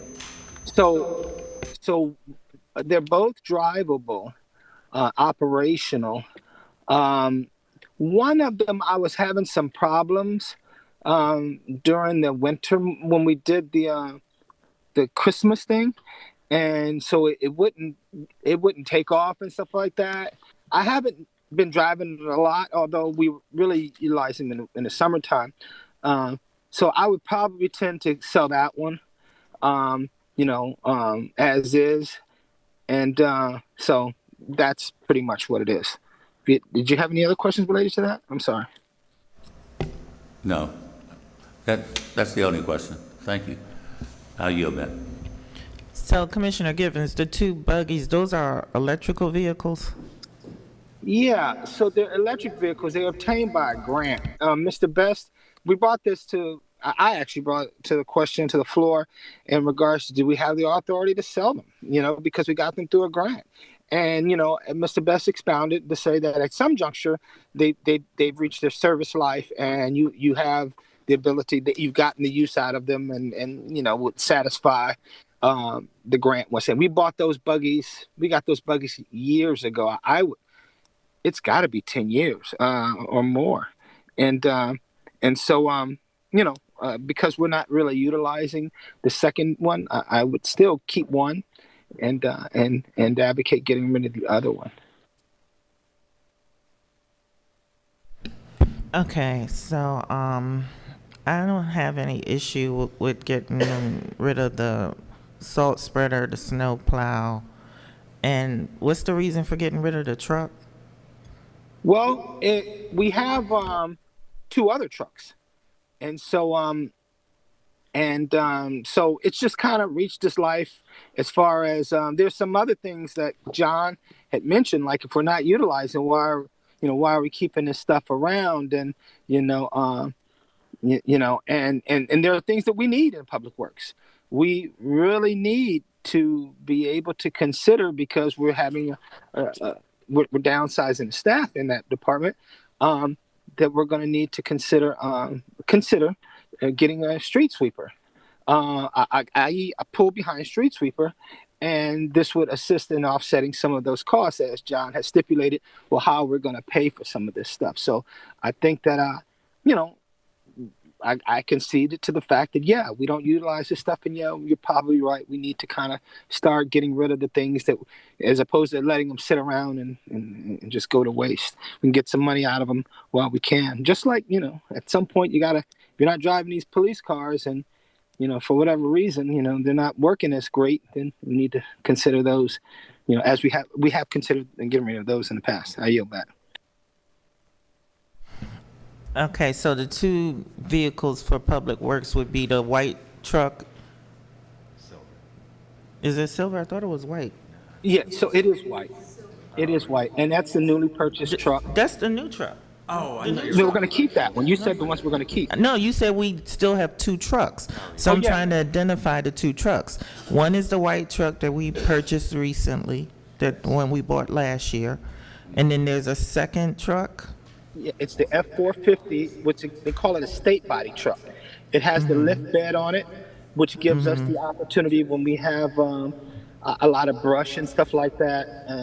The bed comes back and dumps. It has a dump bed on it. And also when we have snow, like when we had the last big snow, the chief loaded with the Bob. He loaded the truck with snow, and then we took it down and we disposed of it because there wasn't enough room to get rid of the snow in the areas because it piled up so much. Okay, so I thought the white truck, we were only supposed to use that for like special projects and that wasn't going to be an everyday truck. So now are you saying that that will turn into an everyday truck Well, whenever the no. new person is hired? Well, here's what we're supposed to be doing or considering. During the summer months, during the better weather months, we definitely should be utilizing the electric vehicle, and so saving on gas and so on and so forth. And then the winter months, um, typically we'll be utilizing the F450. The white truck, yeah, we got it for a reason. So I mean, we got to start.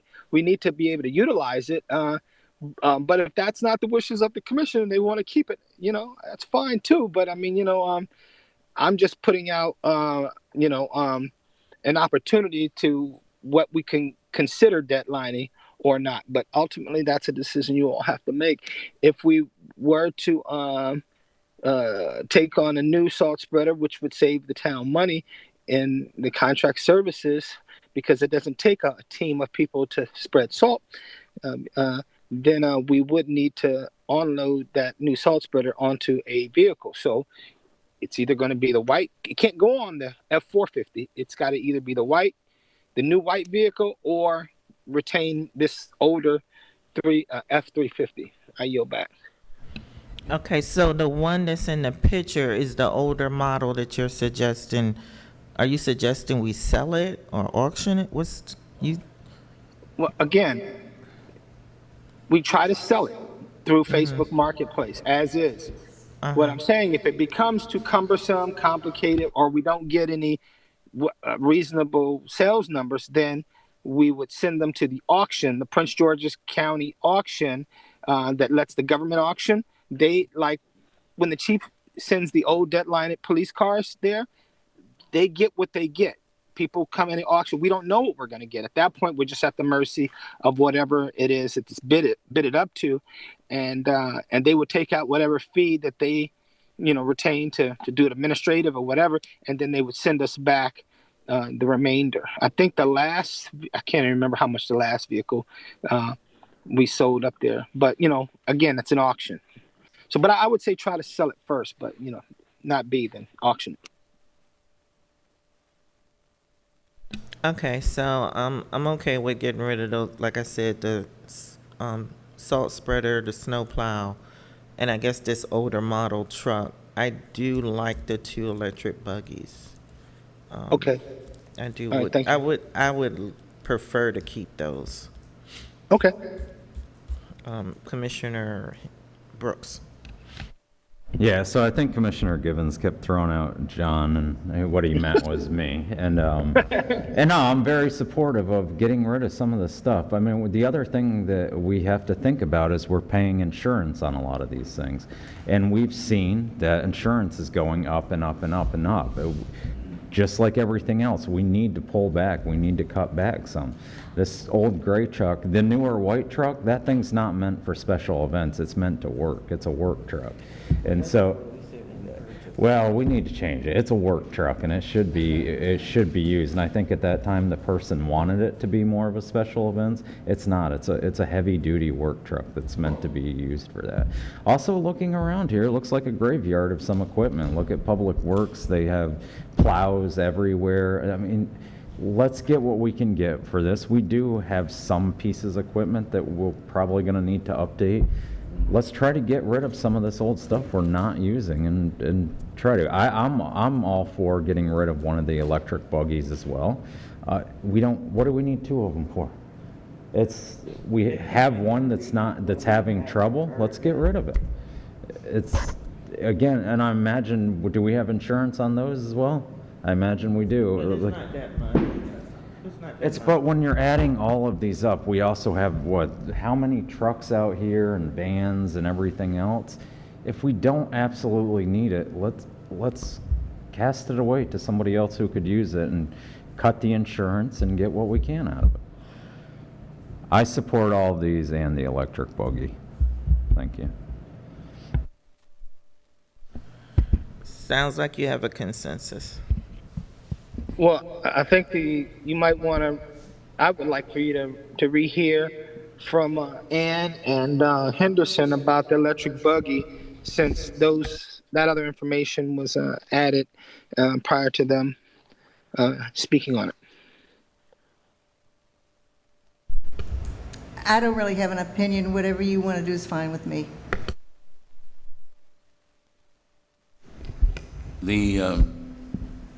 If you said the other electric buggy was giving you problems, and I mean, if the one was giving you problems, I would say, yeah, might as well get rid of that one and keep the best of the two.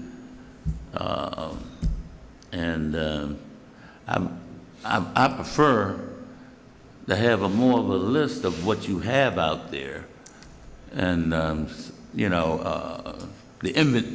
better inventory, because then I would understand what was going on. Yeah, we are working on the inventory. And I mean, the town manager is working on putting together an inventory within the next month or so. So that's one of the things on his agenda.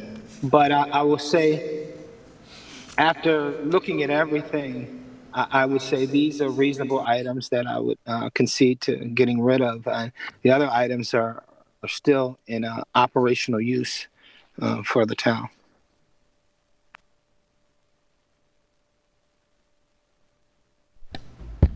All right, so next agenda item, please.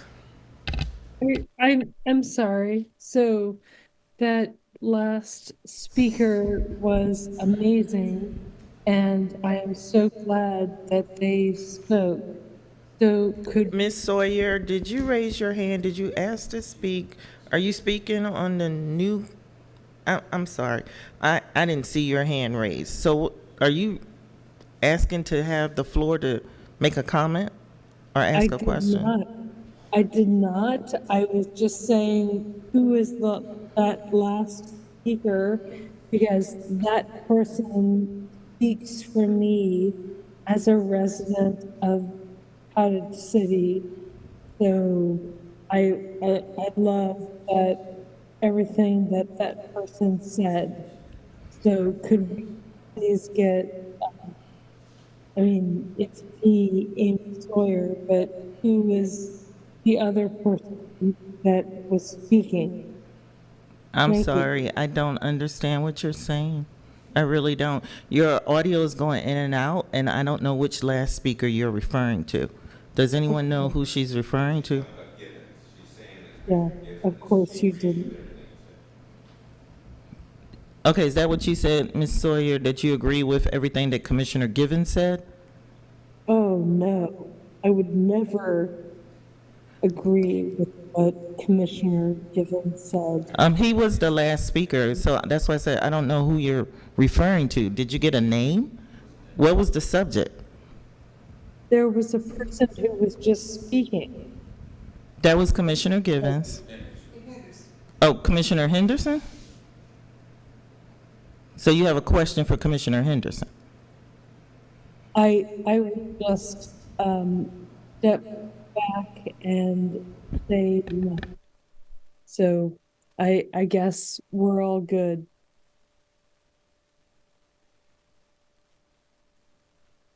I'm not sure. You're not coming through very well. She said we're all good. Okay, so I think that was the last agenda item. Your town manager report, is it? And then we'll be ready to adjourn. We already discussed that when the chief gave his public safety report. Just as a reminder, we do have the town election coming up on Monday, May the 5th. Polls will open from 2 p.m. until 8 p.m. The location for the polls will be here in Town Hall. There are 2 candidates running. We have Julia Salsich for Ward 1, and we have, of course, Commissioner John Brooks for at-large. And the Board of Supervisors of Elections is going to be hosting a candidate meet and greet here at Town Hall on Wednesday, April the 30th from 6:30 to 8 o'clock. So it's a great opportunity for residents to come and to meet Julia and, of course, Commissioner Brooks and ask questions, and right before, of course, the town election. The second thing I want to remind residents of is we are going to be having an Arbor Day event on Friday, April the 18th here at the town hall. We are going to be doing a tree planting, and because we do want to get our designation for Tree City USA. The tree planting will start at 6:30 p.m. right outside the front of Town Hall. So we're excited about that. And then the next day, of course, is our Easter extravaganza, which of course will be put forth by the Cottage City Police Department and the town. And that will be in the Cottage City Park off Bunker Hill, and that'll be from 11 to 1 on Saturday. Okay, thank you for that information. I know Commissioner Brooks wants to have a quick statement, and then can we put a plug in for Cottage City Day for volunteers? Yes. Go ahead, Commissioner Brooks. Yeah, so I'd be remiss if I didn't bring it up, but April 23rd, we're doing our first wind down Thursdays, yeah, I believe Thursdays. No, I'm sorry, wind down Wednesday. I switched back and forth between the two. So April 23rd, doing our first Cottage City wind down Wednesday. It's at 6:30 p.m. We are doing it a little bit different this time around. We're going to have it at the Cottage City gazebos at the town hall, just to try to meet halfway in the middle for Ward 1 residents, and so that everyone doesn't have to truck down to the end of Cottage Terrace at the garden. So we hope everyone comes out. It's usually a good time. A lot of folks come out, bring your own beverage, bring your own food. Everyone's welcome, so come on out.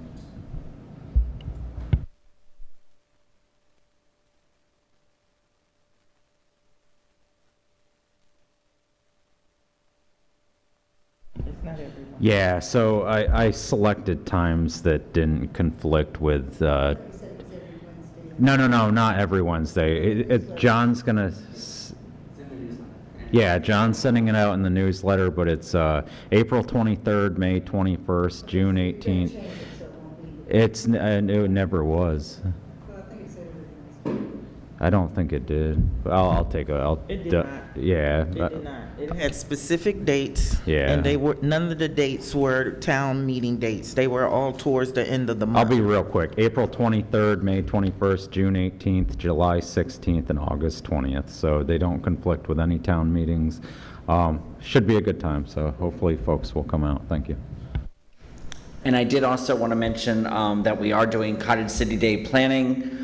We had our first meeting, and we are having our next meeting on April the 24th, starting at 6:30 until 8 o'clock. And we are looking for volunteers to get involved for Cottage City Day. And there was a survey that was put out on Constant Contact, so if you would like, we'll be sending it out again. We'd love to get your feedback on what you liked about last year and how we can improve for this year. Thank you. Is it possible we can do that meeting, a hybrid? We definitely can. Okay. So next is public comments. If there are any additional public comments at this time? Can you check the chat real quick, please? I don't see any hands raised.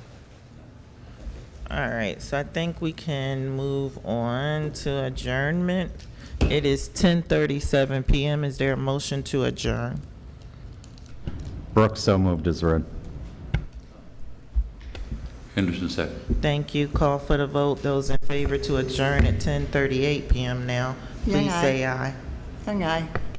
Henderson, aye. Wheatley, aye. Givens, aye. Brooks, aye. Thank you, everyone. Hey, We are hey, we got- adjourned. You got Have the a good Hyattsville night. police over. Why do you have the Hyattsville police over here? What is that? Are you talking to us? Yeah. They're Hyattsville- coming down your street, John. Look out the door. I don't know what's going on. I'll call you, John. All right. Thank you, everyone. Good night.